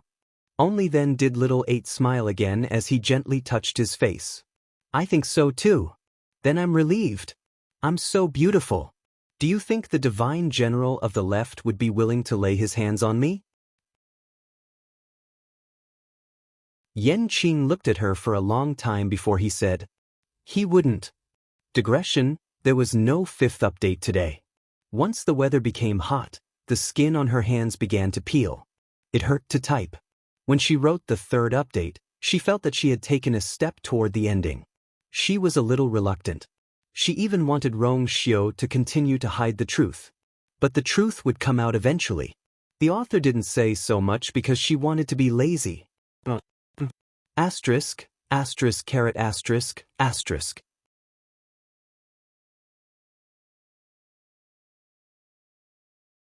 Chapter 2405. Time passed slowly. In the room, Chu Luiyue and Rong Xiao sat opposite each other. Between the two of them was a chessboard. On it, the two extremely intense colors of black and red gold complemented each other, forming an extremely gorgeous painting. Fine beads of sweat gradually appeared on Chu Luiyue's forehead, wetting a few strands of hair on her forehead. 6 hours had passed, but in this period of time, she had only taken 5 steps. It was not that she did not know where to place a piece, but the power on the chessboard was simply too strong. If she wanted to successfully place a piece, she had to put in a lot of effort. Moreover, every step was more difficult than the previous one. Before this, Chu Luiyue had never thought that this game of chess between her and Rong Xiao would progress so slowly and painfully. Chu Luiyue had long known that Rong Xiao was very strong, but this was the first time she clearly felt the gap between the two of them. It was like a natural chasm that was difficult to cross. After she placed her 6th piece, Rong Xiao raised his hand as well. A black chess piece landed gracefully. His movements were natural and smooth, and there was no sense of oppression that Chu Luiyue felt when she faced the chessboard. It was as if everything was just a piece of cake for him. In fact, it was indeed so. Chu Luiwei pursed her lips. She was now a god, and it was no exaggeration to say that she was definitely one of the best among the gods. Her divine power was definitely at a level that could crush most of the cultivators. Needless to say, she had already completed the star path and deciphered all the Xian formations on it. Great Grandmaster, in front of Rong Xiu, she was beaten to a pulp. Chu Luiwei held her breath and concentrated. She had to finish this game, and then listen to Rong Xiu tell her the answer that he had been hiding for a long time. Chang Wanzhou stood in the courtyard and looked at the door in front of him. His brows were slightly furrowed, and there was a trace of worry on his beautiful and delicate face. It had been a long time since those two had entered. Now, not only did they not show any signs of coming out, there was even a faint pressure coming from the entire room. It was Rong Xiu's handiwork. He had set up such a terrifying barrier that easily blocked everything inside. What exactly? After a moment of hesitation, he walked towards another room. The door was not locked, but Chang Wanzhou came to the door and knocked. "It's me." An indifferent and calm voice came from the room. "Come in." Only then did Chang Wanzhou enter. Walking around the screen, Sun Yi was standing behind the desk. There was a picture in front of him. Chang Wanzhou glanced at it subconsciously. He could only vaguely see the complicated lines drawn on it. Amidst the chaos, there seemed to be some kind of indescribable pattern. When he saw the familiar blurry handwriting hidden under the lines, his heart skipped a beat and he immediately lowered his head. Sun Yi did not seem to mind. He only took a paperweight and casually pressed it down. Then he looked up. "Is something the matter?" Chang Wanzhou hesitated for a moment. "Master and His Highness, there seems to be something wrong. It would be fine if it was just a day or two, but for them to not come out, coupled with His Highness's actions, it was truly unsettling." Sun Yi shook his head. "Master is with His Highness. There's no need to worry." Chang Wanzhou wanted to say something, but hesitated. After thinking for a while, he said, "There's less than a month left before the Heaven Gate closes." A storm was coming. The current Illusion God Palace was much quieter than before, and the atmosphere was much more tense. Clearly, everyone was waiting for that day to come. Sun Yi's expression did not change as he nodded. "It's indeed soon. Master and His Highness have their own plans. There's no need for us to worry. As for you, how have you been?" Chang Wanzhou rubbed his forehead. "Everything is going well." Sun Yi didn't seem surprised. Ever since the seal was removed, Chang Wanzhou had completely absorbed the evil frost energy in his body, and he had broken through to the supreme god realm. To the current Chang Wanzhou, cultivation was an extremely simple matter. As long as nothing went wrong, there was nothing to worry about. It's fine as long as you know what you're doing. However, don't go out during this period of time. Just stay here and cultivate. "Yes," Chang Wanzhou replied. Then he thought of something and pursed his lips. "I heard that when the Heaven Gate closes, all the divine envoys will appear. At that time, the first divine envoy of the Illusion God Palace should also. He's already out." Sun Yi lowered his head and looked at the picture in front of him. Chang Wanzhou was shocked. "What? Then why isn't there any news outside?" He had been keeping an eye out for news during this period of time, but he didn't hear any related rumors. Sun Yi's lips curled into an extremely faint smile. There seemed to be a dark glint in the depths of his narrow and indifferent eyes. He went to the Illusion God Sea. "You naturally don't know." Chang Wanzhou immediately understood, but when he heard the words, Illusion God Sea, he looked at Sun Yi hesitantly. "Then, when do you plan to go?" Sun Yi paused, but he didn't answer his question. "Is Shijing still in the lightning pool?" Chang Wanzhou nodded. "He used to come back every day, but since 3 days ago, he has been staying there and hasn't come back." "It's only right," Sun Yi said. Chang Wanzhou didn't reply. After a while, Sun Yi said, "Go back and rest. You don't have to worry about these things. There might be a lot of things waiting for you to do in the future." Chang Wanzhou's eyes flickered. He touched the Tuanxinzi at his waist and said, "All right." Shu Jing quickly returned and came in front of the light blue barrier again with a frown. The abnormal fluctuation just now had dissipated. It was as if nothing had happened. But she clearly knew that it wasn't the case. Shu Jing was in a terrible mood. This barrier was unpredictable and would have problems from time to time. It always made her feel like she was being toyed with. She became even more frustrated when she thought of the attitude of the first and second divine emissaries. Now, she had to admit that she couldn't solve this problem with her own strength. Thinking of this, she made up her mind and turned to leave. Not only this barrier, but also the divine general of the left. Even though she felt that it was impossible, she still wanted to confirm it herself. Yu Qian was on Divine Beast Mountain. This was the first time he went out since he was publicly punished by the first divine emissary. The divine beasts on the mountain seemed to have sensed his cold mood and didn't dare to approach him. Yu Qian walked alone in the forest. As he walked, he thought about some things that had happened recently. He was a bit angry and unwilling to accept the first divine emissary. No matter what, he was still the second divine emissary. Although his status was slightly lower than the first divine emissary, how could Yu Qian not have any complaints after kneeling in public for 3 days and 3 nights? These years, the first divine emissary didn't do anything. He personally took care of all the affairs of the Illusion God Palace. But now, he was punished like this just because he asked one more question. Yu Qian's eyes darkened.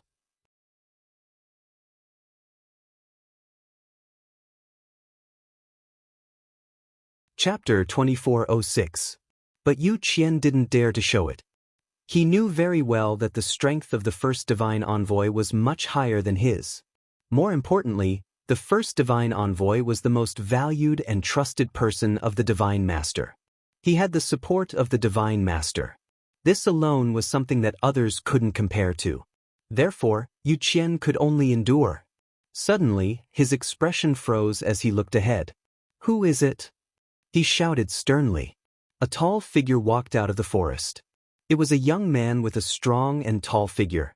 He was even half a head taller than Yu Qian. He had a strong appearance and an outstanding temperament. It was an unfamiliar face. After seeing Yu Qian, the man in front of him was stunned for a moment before he nodded and saluted. "Greetings, second divine envoy."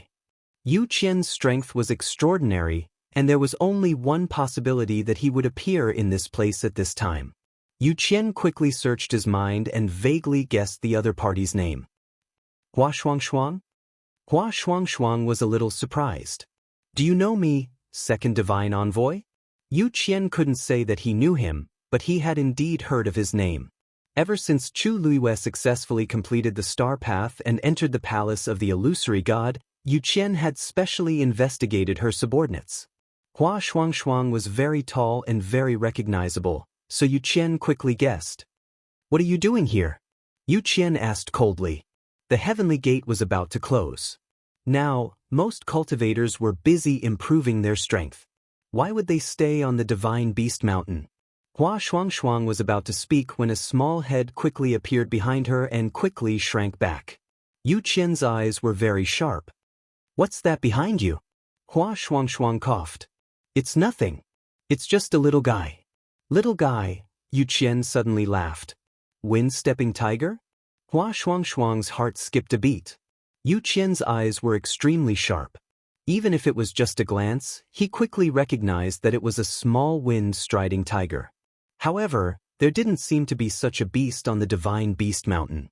And where did the one on Hua Shuangshuang's back come from? Yu Qian could clearly sense a familiar aura coming from the little wind-stepping tiger. After thinking for a while, he suddenly thought of something. Is this the cub left behind by that animal? When he was bitten by the wind-striding tiger, he was extremely angry and killed it in a fit of anger. However, he did not expect that there would be a small one left behind. And now, it was following Hua Shuangshuang. Yu Qian stretched out his hand. "Give it to me." Hua Shuangshuang didn't move. He knew all too well what the Yu Qian wanted to do. The little thing was lying on his back. It seemed to have sensed the dangerous aura coming from Yu Qian and was trembling. This caused the smile on Hua Shuangshuang's face to fade. Second divine envoy, it has no one to rely on and is already very pitiful. Why do you have to kill it? Yu Qian seemed to have heard a joke. It seems that you know quite a lot? But, who are you to speak to me like this? Hua Shuangshuang did not seem to sense the threat in his words and said indifferently, I know that you are in charge of the Divine Beast Mountain, but, because of this, there are some things that are most inappropriate for you to do, right? There were so many divine beasts here, and they all obeyed Yu Qian's words. However, it was obvious that it was more because of fear. Just a moment ago, he was playing with the little guy. When the Yu Qian came, the other divine beasts immediately scattered in panic. It was not hard to imagine how the Yu Qian usually treated them. But then again, the Yu Qian could casually give the golden-winged crow bone beast to Jun Jiuqing to play with without caring about the lives of these divine beasts. What else would he not do? Yu Qian was so angry that he laughed. Are you trying to teach me a lesson? It was fine if the first messenger punished him and made him kneel for 3 days and 3 nights. After all, the other party's status and strength were higher than his. But, who was this Hua Shuangshuang? Yu Qian was already in a bad mood. Now, Hua Shuangshuang had hit the muzzle of the gun. If not him, who should she look for? Hua Shuangshuang was neither servile nor overbearing. I don't dare. I'm just stating the facts. Of course, he could tell that the Yu Qian was angry. Actually, at this time, any normal person would know that they should take a step back and admit their mistake. But Hua Shuangshuang did not want to.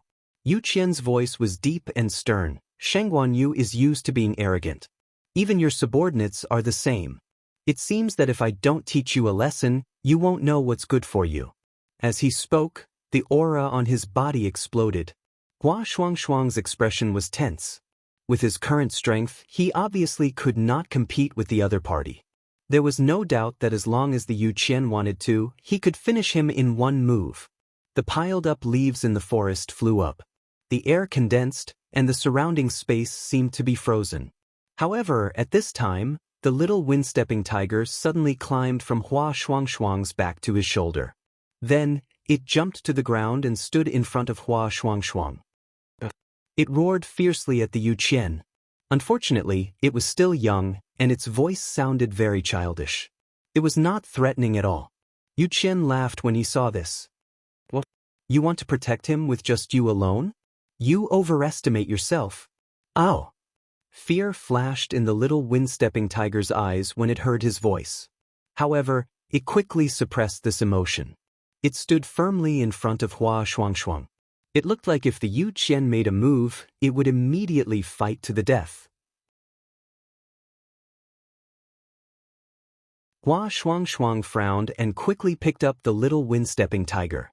Second messenger, if you have any anger, just take it out on me. Why bother with it?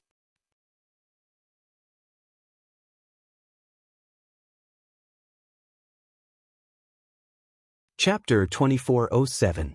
Yu Qian didn't think much of it. After all, he didn't care about both humans and beasts. He couldn't do anything to the first divine emissary, but how could he not punish Hua Shuangshuang? And this little bastard. Yu Qian rubbed the web between his thumb and forefinger.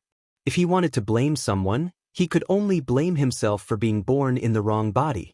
He had already killed the wind-striding tiger that bit him. This little one must be holding a grudge against him and wouldn't be able to be raised well. Since that was the case, he had to settle this once and for all. Therefore, Yu Qian's attitude was very firm. He glanced at Hua Shuangshuang and sneered, "How strange. Speaking of which, it's not even your contracted divine beast. Why are you doing this for it?" He had thought that Hua Shuangshuang was doing this because she had a contract with the wind-striding tiger. But after taking a closer look, he realized that wasn't the case. Hua Shuangshuang's actions were even more laughable in Yu Qian's eyes. The little wind-striding tiger roared at Yu Qian again. Hua Shuangshuang stroked its head comfortingly and said, "Although we don't have a contract, a magical beast's life is still a life." These magical beasts were close to him, so he naturally saw them as friends. Ridiculous! A powerful and terrifying aura gathered in Yu Qian's palm. However, just as he was about to make a move, a clear cry suddenly came from the depths of the forest. Screech! Yu Qian frowned and looked over. A golden-winged skeletal beast flew over and blocked in front of Hua Shuangshuang without hesitation. The feathers on its body fluttered as it stared at Yu Qian as if it was looking at an enemy. Yu Qian looked at it and recognized that it was the one he had given to Jun Jiuqing. He knew that the golden-winged skeletal beast was saved by Hua Shuangshuang, but he didn't expect that it would be willing to go against him for Hua Shuangshuang. It had been raised by him on mythological Beast Mountain for the past few years. Yu Qian just opened his mouth when he suddenly paused. His expression turned serious as he looked behind Hua Shuangshuang. A pair of eyes filled with hostility suddenly appeared in the forest. Then a second pair, a third pair. A rustling sound was heard. The mythological beasts that had just escaped had all returned at this time. They all came to Hua Shuangshuang's side and confronted the Yu Qian from afar. Strands of piercingly cold killing intent swept over, causing Yu Qian to be both shocked and furious. Are you rebelling? Herb Mountain. After picking the rest of the herbs, Little Hachi pulled Yanqing back. Little Hachi was in a good mood. Today, she had completed her mission of pretending to be lovey-dovey and made Shu Jing suffer a setback. On the way, she chatted a lot with Yanqing. Yanqing, on the other hand, was as silent as ever. Other than occasionally chiming in or answering her questions, she spent most of the time listening to her quietly. After talking for a while, Little Hachi finally remembered something. She looked at Yanqing, blinked her eyes, and asked, "Brother Yanqing, do you think I'm noisy?" Yanqing's face was expressionless. Her voice was soft and charming. It was different from other people's. Little Hachi patted his arm in satisfaction when she heard his answer. Under the thin shirt was a man's strong and slender arm. She smiled and said, "Brother Yanqing, you're a promising child."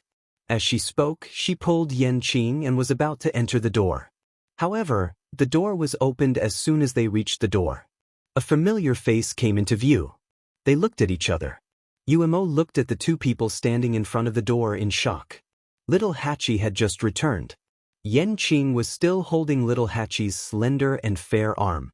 Their hands were still holding each other's. Umo was stunned. He roared in his heart, "What's going on?" Who could tell him what had happened in this short period of time?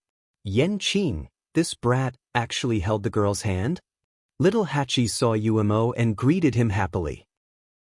Master Umo, long time no see." Umo swallowed hard. Little Hachi pulled Yanqing in and turned to close the door. Only then did she let go of Yanqing and raise her hands. "Don't worry, I'm just borrowing Master Yanqing. I don't mean anything else." Umo's eyes twitched. He doesn't know anything other than killing people.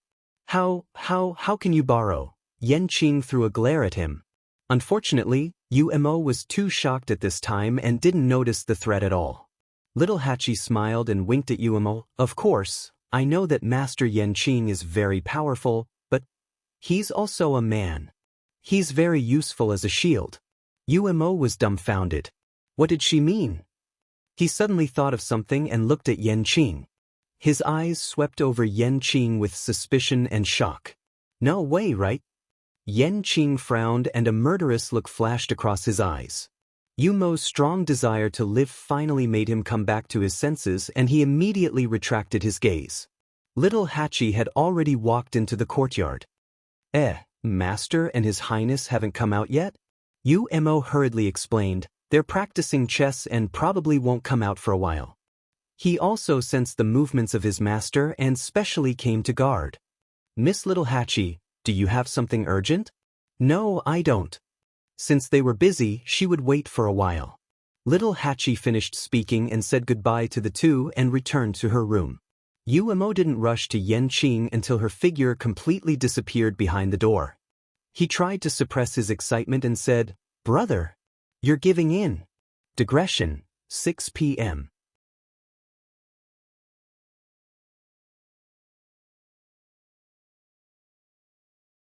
Chapter 2408. Yanqing's gaze was as cold as a blade as he glanced at Umo. Umo immediately took a step back, fearing that the man in front of him would draw his sword. I'm just concerned about you." Yanqing turned around and walked away, not bothering with him. Umo chased after him, unwilling to give up. Hey, say something. What's going on? Are you guys really together? Why didn't I know about it before? We're brothers after all. Why did you hide it from me so tightly? Yan Qing stopped in his tracks and looked at him coldly. Noisy. So noisy.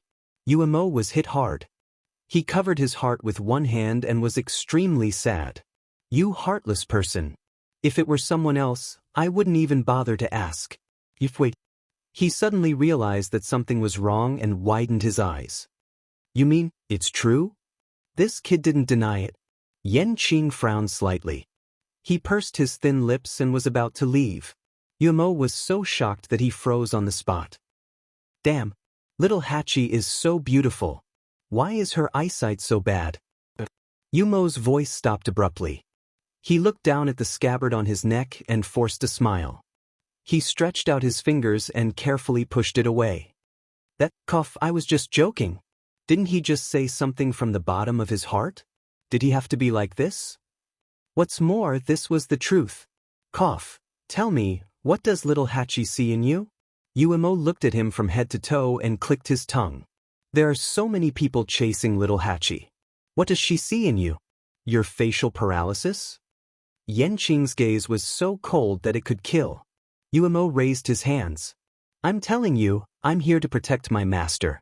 If you kill me, all these things will fall on your head. Yan Qing kept his sword. Yuemo leaned forward and asked in a low voice.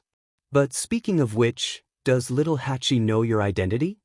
Yan Qing's expression froze. Yuemo snorted. I knew she wouldn't know. Now, even the master's identity had not been revealed, so how could they? I think little Hachi has a short temper. You'd better be careful not to lie to her. Otherwise, in the future. Yan Qing frowned. She has a good temper. Yuemo staggered and almost fell to the ground. What did you say? This brat. Had he forgotten how little Hachi had chased after him and made trouble for him? Although Yuemo wasn't familiar with little Hachi, he had heard a lot of rumors about her. That was a powerful person who would slap the 8th divine emissary in the face if he didn't agree with him. How could such a person have anything to do with the words very good temper? Yan Qing didn't even look at Yuemo as she left. Yuemo? He seemed to have been despised just now. Time passed. In the room, the game between Chu Luiyue and Rong Xiu had just begun. Chu Luiyue's palms were sweaty. Now, every time she placed a piece, it would consume a lot of her energy and strength. Therefore, her speed was very slow. Compared to the calm and composed Rong Xiu, she was in a difficult situation. Now, she could basically confirm that the black divine power in Rong Xiu's body was not weaker than the golden divine power he had always shown to the outside world. In fact, it was even stronger and more unpredictable. You've let me win so many times in the past. You're really patient, Chu Luiyue snorted. Rong Xiu's lips curved into a faint smile. I've always been like this to you. And his patience wasn't just limited to this. He didn't say the rest of the sentence. Chu Luiyue rubbed the space between her eyebrows. She originally thought that this game could be over quickly. She could hold down Rong Xiu and get to the bottom of it. But now, it seemed that it would take a lot of time. At this moment, a loud sound suddenly came from outside. Boom! Chu Luiyue was shocked and immediately looked up. A silver tianlei quickly streaked across the sky. Chu Luiyue was stunned. The lightning pool had been sealed. Logically speaking, it shouldn't. Boom, boom, boom. As if a door had suddenly opened, several tianlei streaks came one after another. It was late at night, and the sky was dark. The appearance of these tianlei instantly lit up the entire courtyard. It was dazzling. Most importantly, they were all heading in the same direction. Chu Luiyue was stunned for a moment, then quickly realized that it was the direction of Taizu. Was it refining a weapon? And this movement seemed a little different from before. It was more like Chu Luiyue's heart skipped a beat. Taizu was trying to refine a divine artifact? Then where did these tianlei come from? Soon Chu Luiyue found the answer. These didn't come from the lightning pool, but, sister, are these enough? It was Aunt 12's voice. Chu Luiyue and Rong Xiu sat by the window. They could see the situation in the courtyard when they turned their heads.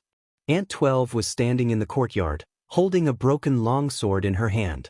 Beside her stood Aunt 11. Unlike her, Aunt 11 held a long spear in her hand. But at this time, it was also in pieces. Aunt 11 rubbed it and threw it away. It's not enough. Senior Tangku said before that divine artifacts are different from ordinary emperor and venerable artifacts. The amount of Tianlei needed is very shocking. This is nothing. Aunt 11 nodded obediently. Oh.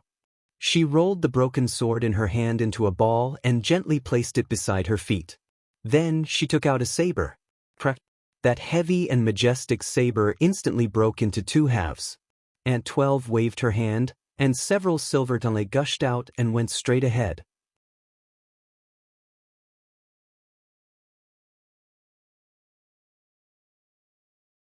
Chapter 2409. Chu Luiwei was speechless. After so many years, why do these two girls seem a little different from the others? If I'm not mistaken, that saber is a venerable artifact, right? And I've never seen it before. At this moment, a voice full of praise sounded. Not bad, not bad. Aunt 12 has improved a lot this time. Chu Luiwei turned her gaze and saw Tangku standing not far away from the two of them with his hands behind his back. He was looking at the two of them with a gratified and appreciative expression. The quality of these venerable artifacts can only be considered average. You too can practice first. I'll find you a few better ones later. Shengguan Jing wanted to forge a sacred artifact. The further he progressed, the higher the need for Tianlei's power.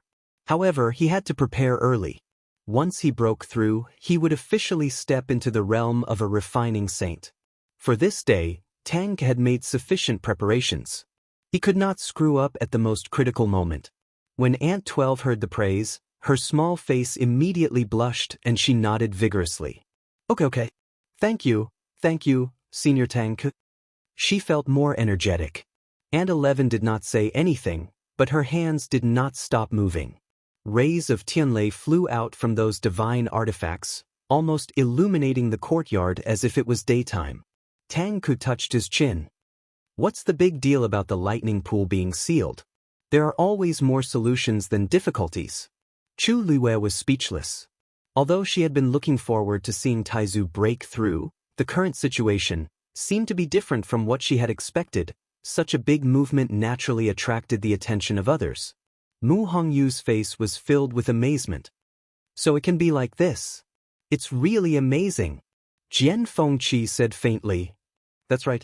This young master has a part to play in these heavenly lightning. Mu Hongyu glanced at him. If you can really help Senior Shangguan Jing break through to become a refining saint, you'll benefit from it. Tiske, you're really greedy. Jian Fengqi was speechless. Although these words made sense, why did it sound a little wrong? Mu Hongyu looked at Aunt 11 and Aunt 12 again. In the past, I only heard that they have big appetites. I didn't expect that they were actually waiting here. The astonishing energy was completely absorbed by the two of them, fusing into every inch of their bodies. As a result, they could now dismantle divine weapons with their bare hands. Even Her Eminence wouldn't be able to do it so smoothly, right? Speaking of which, the people around Lu Yu are quite powerful. God Beast Mountain. Yu Qian and Hua Shuangshuang were facing each other from a distance. More and more mythological beasts stood out and surrounded Hua Shuangshuang, forming a confrontation with the Yu Qian. The Yu Qian was extremely angry. Just as he was about to attack, he suddenly heard a voice. Wait! Yu Qian frowned and turned around. When he saw who it was, a trace of astonishment flashed across his face. Patriarch Mao Zhen? Mao Zhen walked over with a smile. Second Oracle, you're finally here. Waiting for me? After all, the other party was the patriarch of the Great Phoenix Dragon Clan. Yu Qian's attitude was still considered polite. Patriarch Mao Zhen, are you looking for me? Of course. I wanted to have a good chat with you some time ago, but you didn't leave the illusory God Palace, so I waited until now. Mao Zhen spoke as if he had just seen Hua Shuangshuang. Oh, there's someone else here?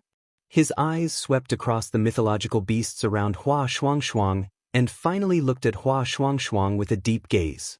Hua Shuangshuang cupped her fists and bowed. "Greetings, Patriarch Mao Zhen." Mao Zhen waved his hand and smiled at the Yu Qian. "Second Oracle, I wonder if it's convenient for us to talk?" Yu Qian frowned quickly. After thinking for a moment, he nodded. "Patriarch Mao Zhen, please." As he spoke, he stared at Hua Shuangshuang. He couldn't touch him today, but there would be plenty of opportunities in the future. Mao Zhen didn't seem to notice the subtle atmosphere between the two. "Second Oracle, please." Then, Yu Qian and Mao Zhen left together, leaving only Hua Shuangshuang and the other mythological beasts. After the threat disappeared, Hua Shuangshuang exhaled softly. But for some reason, there was still a breath in his chest.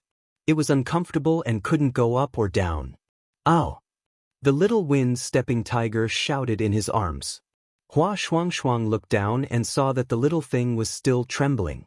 It was obvious that it was still scared. But it still ran out without hesitation. And the surrounding mythological beasts, if it were someone else, they would be very happy and proud to have so many mythological beasts protecting them. But now, Hua Shuangshuang's heart was particularly heavy. When he saw the tragic death of the wind-stepping tiger last time, he knew that the second oracle in charge of the mythological beast mountain, Yu Qian, was not an easy person to deal with. Now that he saw it, it was indeed so. In his eyes, these mythological beasts were just objects that could be dealt with at will. He didn't care about them at all. Other than the wind-stepping tiger, there were many other mythological beasts that had similar or even worse situations. Hua Shuangshuang took a deep breath. "Thank you for this time. You can all go back." As he spoke, he raised his arm and the golden-winged raven-bone beast flew to his arm. He lifted his foot and left. Only a few reluctant gazes fell on him and wrapped around him. Hua Shuangshuang walked for a distance and stopped again. He lowered his head and looked at the dumpling tongue hanging on his waist. Peach Blossom Cove. Yujio was standing guard in front of the gate realm, playing with the wooden sword in his hand. It seemed that this one couldn't be used anymore. He had to get a new one. But fortunately, his big brother left him a few before he left. Suddenly, a distant sound of a zither came from the gate realm in front of him. Yujio was shocked and immediately looked up. He saw a figure faintly visible in the dazzling mirror embedded in the gate realm. Digression, it was so hot today.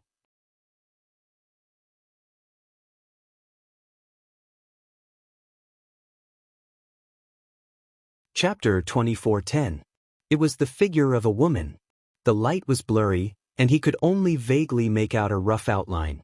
Yujio's heart skipped a beat. He subconsciously tightened his grip on the wooden sword in his hand and stared at it. Ever since this mirror appeared in the gate realm, this was the first time something like this had happened. He stared at the figure without blinking, trying to figure it out. Unfortunately, the scene was too vague, and he couldn't tell what it was. A faint pressure gradually spread out, and it even made Yujio feel a deep sense of reverence in his heart.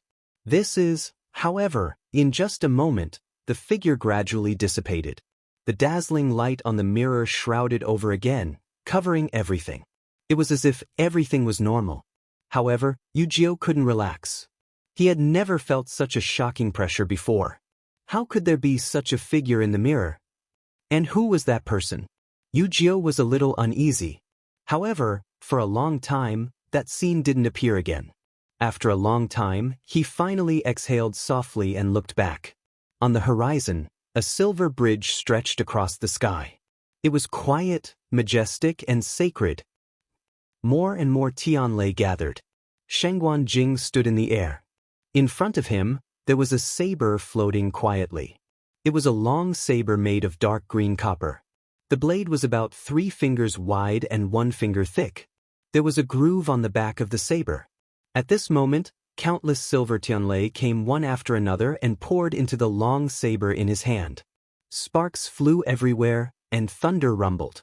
Shengguan Jing held his breath and stared at the long saber in front of him with full concentration, afraid that there would be a mistake. Originally, he thought that with the lightning pool sealed, there was no hope for this breakthrough. He didn't expect Ant 11 and Ant 12 to come and help. Also, there was Tang Ku.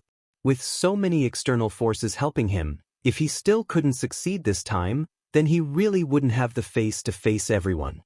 Everything had been going smoothly before. Now, there was only the most crucial point left, which was to summon the power of a chaos holy jade and pour it into it to refine into a saint. This step was easy to say, but it was extremely difficult to actually carry out. There were definitely many venerables in the illusion god palace. However, after so many years, there were very few who succeeded. Therefore, Shengguanjing was extremely nervous. He raised his eyes and looked at the illusory god palace that stood at the end of the horizon. Success or failure, it all depended on this. Then he held the saber with both hands and poured the god power in his body into it. A glowing light suddenly flew out of the palace of illusory god, piercing through the dark sky and heading straight for Shengguanjing. It's almost done. Seeing this scene, Tang Ku waved her fist, unable to hide her excitement. He was a weapon refining saint, so he was naturally the clearest about this. This time, Shengguanjing would definitely become a saint. The commotion attracted the attention of countless people. Swish, swish. The sound of air being torn apart could be heard. Many people appeared one after another. They raised their heads and focused their gazes, following that streak of lustrous light. Someone is refining a sacred artifact? This movement doesn't come from the illusory god palace. Looks like someone is about to break through to the weapon refining saint realm. Wait, that direction, why does it look like, as the gate of heaven closed, everyone was in a state of extreme nervousness. Now that there was such a huge commotion, it naturally caused an uproar among the crowd. At this time, even the slightest movement would attract a lot of attention, let alone something as big as breaking through to the weapon refining saint realm. For a moment, countless people looked at Shengguanjing following that streak of lustrous light. Soon, some sharp-eyed people recognized him. Isn't that Shengguanjing? The one who came up with Shengguanyu. He doesn't seem to have a bloodline totem. Why is he breaking through to the weapon refining saint realm now? I heard that previously in the Divine Ruins world, he was an extremely top weapon refining master. That's not right. Isn't the lightning pool already sealed? Where did those Tanlei come from? Shengguanjing's breakthrough made many people envious and shocked.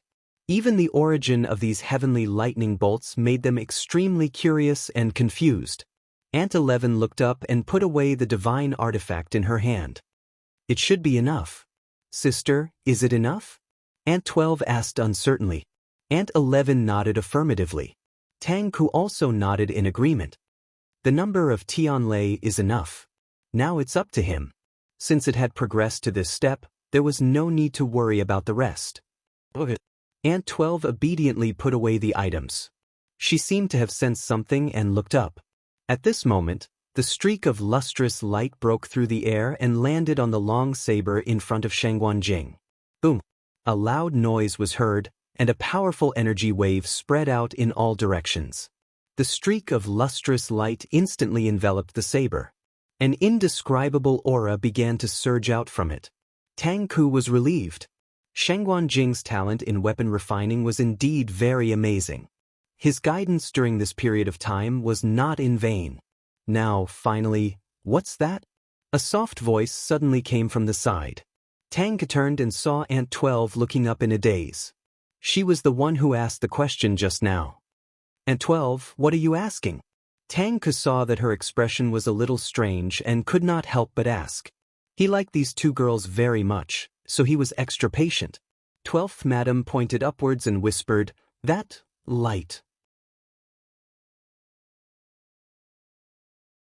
Tang Ku was stunned and then explained, "Oh, that's an aura from the Chaos Holy Jade. If you want to refine a holy weapon, you must have this thing." Aunt 12 nodded in realization, but her eyes were still fixed on the sky. No one knew what she was thinking. Then she gently tugged at Aunt 11's sleeve. Aunt 11 looked back. The two of them looked at each other. Without needing to say anything, they already knew what each other was thinking. They really wanted to go over and take a look. Aunt 11 was more mature. After thinking carefully, she said, "It's not convenient now. I'm afraid it's not convenient now. I'll think of something later. Ant 12 nodded obediently. I'll listen to you. The two of them spoke very softly. Most of Tang Ke's attention was on Shangguan Jing, so he did not hear them clearly. Boom! A shocking aura descended upon the place. Shangguan Jing officially stepped into the realm of a weapon-refining saint. Chu Liuyue's eyes flashed slightly. She knew that Taizu would succeed, but she did not expect it to be under such circumstances. It was really not easy. It's your turn. A low and gentle voice came. She retracted her gaze and looked at the chessboard between the two of them again. Light surged on her fingertips. Without hesitation, she placed another piece. This time, she displayed an even more tyrannical strength than before. On the chessboard, waves of waves surged. However, it was only a moment before Rong Xiu followed suit.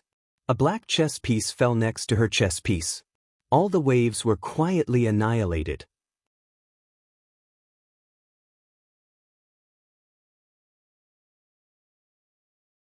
Chapter 24:11. Chu Luiyue pressed her forehead. It was the same thing again. Every move she made was actually stronger than the previous one. But it didn't affect Rong Xiu at all. No matter how much power she displayed, he was able to quickly catch up and easily devour all of the energy waves she stirred up. This was an all-around suppression. Chu Luiyue had never felt like this before. It seemed that no matter what she did, she couldn't bridge the gap between the two of them. She had long known that the man in front of her had been hiding his strength intentionally or unintentionally, so she didn't dare to relax or neglect him. But now, Rong Xiu saw that she didn't move for a long time and raised his eyebrows. But, don't you want to play? I'm destined to lose. Chu Luiyue said softly. Not only would she lose, but she would lose miserably. Even if the two of them had just started, she could already see the ending. Rong Xiu looked at her quietly. The bright light outside the window shone on her face through the window. Her skin was like jade, and her eyes were like stars. She lowered her eyes slightly, and her thick and curly eyelashes fluttered slightly. After a while, she chuckled softly. Even if I lose, I have to be clear about it. Besides, she wouldn't admit defeat until the end. Rong Xiu's lips curved up into a smile. He already knew her answer and choice, so he was never worried that she would choose to give up in the middle. This was her. Chu Luiyue took a deep breath. Continue. Swish. Shangguan Jing held the long saber in his hand and made a light slash. The void in front of him was instantly cut open. His eyes lit up. A divine artifact was indeed extraordinary. He sorted out his emotions and flew down under the gazes of countless people around him. Senior Tang Ke, thank you. He came to Tang Ke and the others, cupped his fists and thanked them solemnly. If it weren't for Tang Ke's help, he didn't know when he could take this step. Tang Ke waved her hand with a smile. Why are you being so polite? You were able to break through to become a refining saint mainly because of yourself. Otherwise, with so many refining venerables, it wasn't that they didn't know how to succeed, but it was still very rare. The guidance and help of others only played a supporting role. In the end, the most important thing was still the person.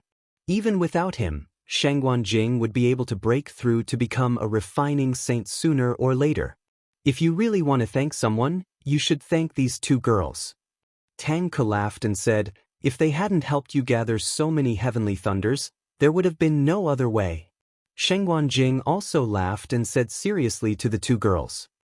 Ant 11 and 12, it's all thanks to you. 12 blushed and waved her hand. No, this was Masters Taizu. They were already very happy that they could do something to help. 11 said, this is what we should do, you don't have to be so polite. If you need the heavenly lightning in the future, just let me know. Over the years, the two of them had accumulated a lot of divine artifacts, and Tang Ke's inventory was also very shocking, so there was no need to worry even if the lightning pool was sealed. Shangguan Jing laughed and suddenly thought of something. It was indeed luck that I was able to succeed this time. However, I don't know how long the lightning pool will be sealed. As long as the lightning pool was not sealed, the refiners in the illusory god palace would be restricted for one day. This was really troublesome. As he spoke, he turned his gaze and looked somewhere. You and Rong Xiu haven't come out yet? This game of chess seemed to have been going on for a long time, right? Tang Ke followed his gaze and narrowed her eyes. I think we'll have to wait for a while, Sheng Guanjing thought for a moment and said. Then I'll wait for you or here first, and we'll enter the illusory god palace together later. Tang Ke wanted to say something but stopped. On the other side, Yu Qian and Mao Zhen had just walked out of the Divine Beast Mountain. As soon as they came out, they saw Tianlei flashing in the sky in the distance. The two paused in unison. Yu Qian narrowed his eyes and quickly realized what had happened. He frowned slightly. Someone has broken through to the refining saint realm. It seems to be Sheng Guanjing, Mao Zhen added. He was quite familiar with Sheng Guanjing, so although he was still quite a distance away, he quickly guessed the answer. Sheng Guanjing? Wasn't that Chu Liyue's Taizu? Yu Qian knew this name, but he had never cared about it before. He didn't expect that he had successfully stepped into the refining saint realm. Yu Qian's face darkened. Chu Liyue wasn't enough, and now there were so many more people.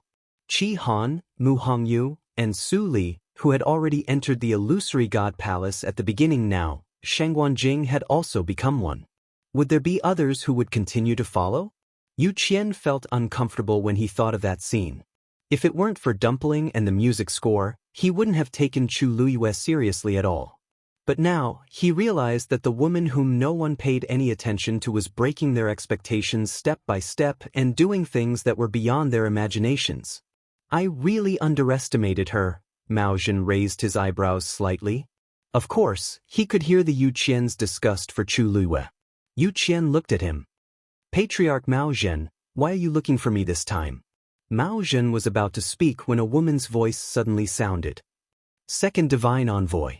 The two of them looked in the direction of the voice. Yu Qian frowned. Shu Jing, why are you here? He was in charge of this Divine Beast Mountain, and the other Divine Envoys wouldn't come here under normal circumstances. Shu Jing was, Second Divine Envoy, I have something important to. Shu Jing was halfway through his words when he saw Mao Zhen next to him. He couldn't help but pause. Yu Qian frowned.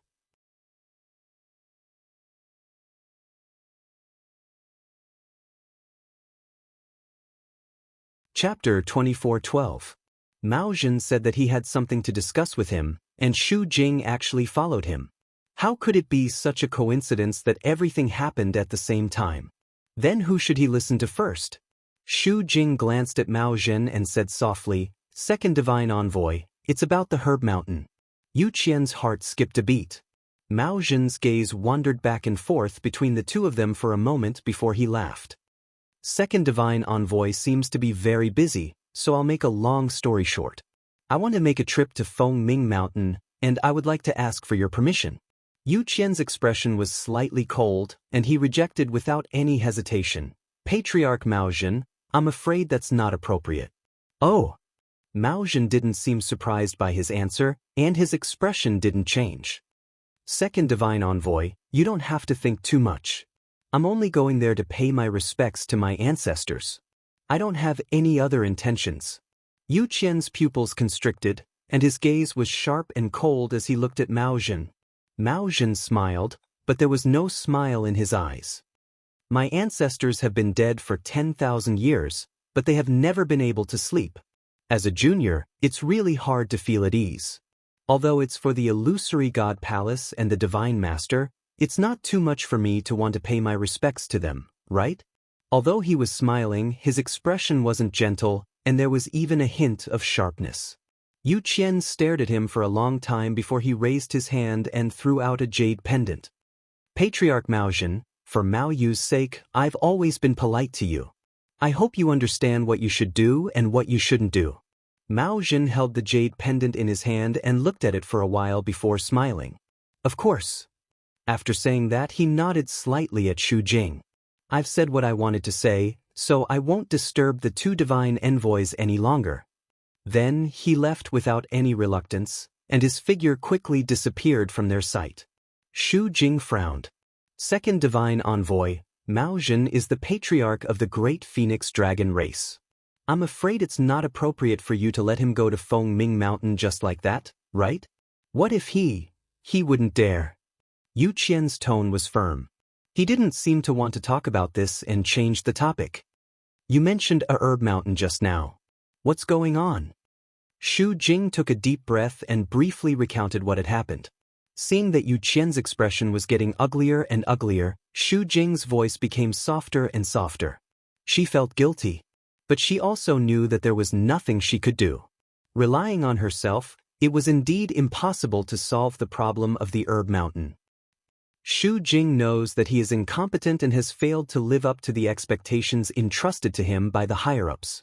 However, the heavenly gate was about to close, and there was not much time left. Xu Jing was worried that something would happen if this dragged on. So, I have no choice but to ask for your help. Xu Jing is willing to bear any punishment. I only hope that you and the first oracle will consider it carefully. Don't wait until things are out of control before you deal with it. At that time, it will be really troublesome. Yu Qian was indeed very angry with Xu Jing, but her words were not without reason. This was a matter of great importance. Although they were angry, they could not really stay out of it. Yu Qian was silent for a long time. Then, he said coldly, "You didn't look for the first oracle about this matter?" Xu Jing looked hesitant. "I have already begged the first oracle several times before, but he refused to even meet me once. Let alone this matter?" In desperation, she could only turn to Yu Qian for help. Yu Qian suddenly laughed. His voice was emotionless. "If you can't solve it, then this matter should be handed over to the first oracle. After all, I am only the second oracle. There are many things that I can't intervene in." Xu Jing was a little confused. Wasn't the second oracle in charge of the illusory god palace all these years when the first oracle was in seclusion? Why was he suddenly shirking his responsibilities now? What was going on? Xu Jing had known Yu Qian for a long time. She knew very well that Yu Qian would definitely be happy to solve these matters. But his attitude now, was it because the first oracle punished him by kneeling outside the door for 3 days? She muttered, "But the first oracle is unwilling to do anything. If even you, then what should we do if something really happens?" The consequences were not something that she could bear alone. "Second oracle, why don't you go and ask the first oracle personally?" The only one who was qualified to do so was the Yu Qian. However, Yu Qian's face became even gloomier after hearing this. He didn't want to go to the first oracle and be rejected again. But he had to solve this matter. After thinking for a while, he finally said, "You will go with me." In the quiet courtyard, leaves were piled up. A strong white figure suddenly flew over. It was Xue Xue. It landed gracefully, looked around, and then roared in a certain direction. There was no response. Xue Xue was stunned. A trace of doubt flashed in its ice-blue eyes. It roared again, but no one paid attention to it. What was going on? Previously, when it came, Hong Yao would come out to play with it. It leaped onto the pile of leaves and scratched it a few times with its claws. Leaves flew everywhere. Hong Yao was nestled inside, looking listless. Xue Xue tilted its head, raised its claws, and gently pushed it. Hong Yao gave it a fierce look. "Very annoying. Don't disturb." Xue Xue was inexplicably angered and was confused. It subconsciously looked at the house next to it. "Why are you angry with your master? Why are you venting your anger on me?" Suddenly, a knock came from outside. "Knock knock. Hong Yao. I'm here to look for you." Dumpling's cute and clear voice sounded. Hong Yao immediately turned over and fanned Xue Xue's head with its wings. Xue Xue didn't care about it. It anxiously looked around. What? It had to find a place to hide. Digression, the wind blows, it blows until 6:00 update drops. You're tuning in to the Wang Lin's Journey YouTube channel. Don't forget to subscribe and join us on this journey to catch the most captivating stories.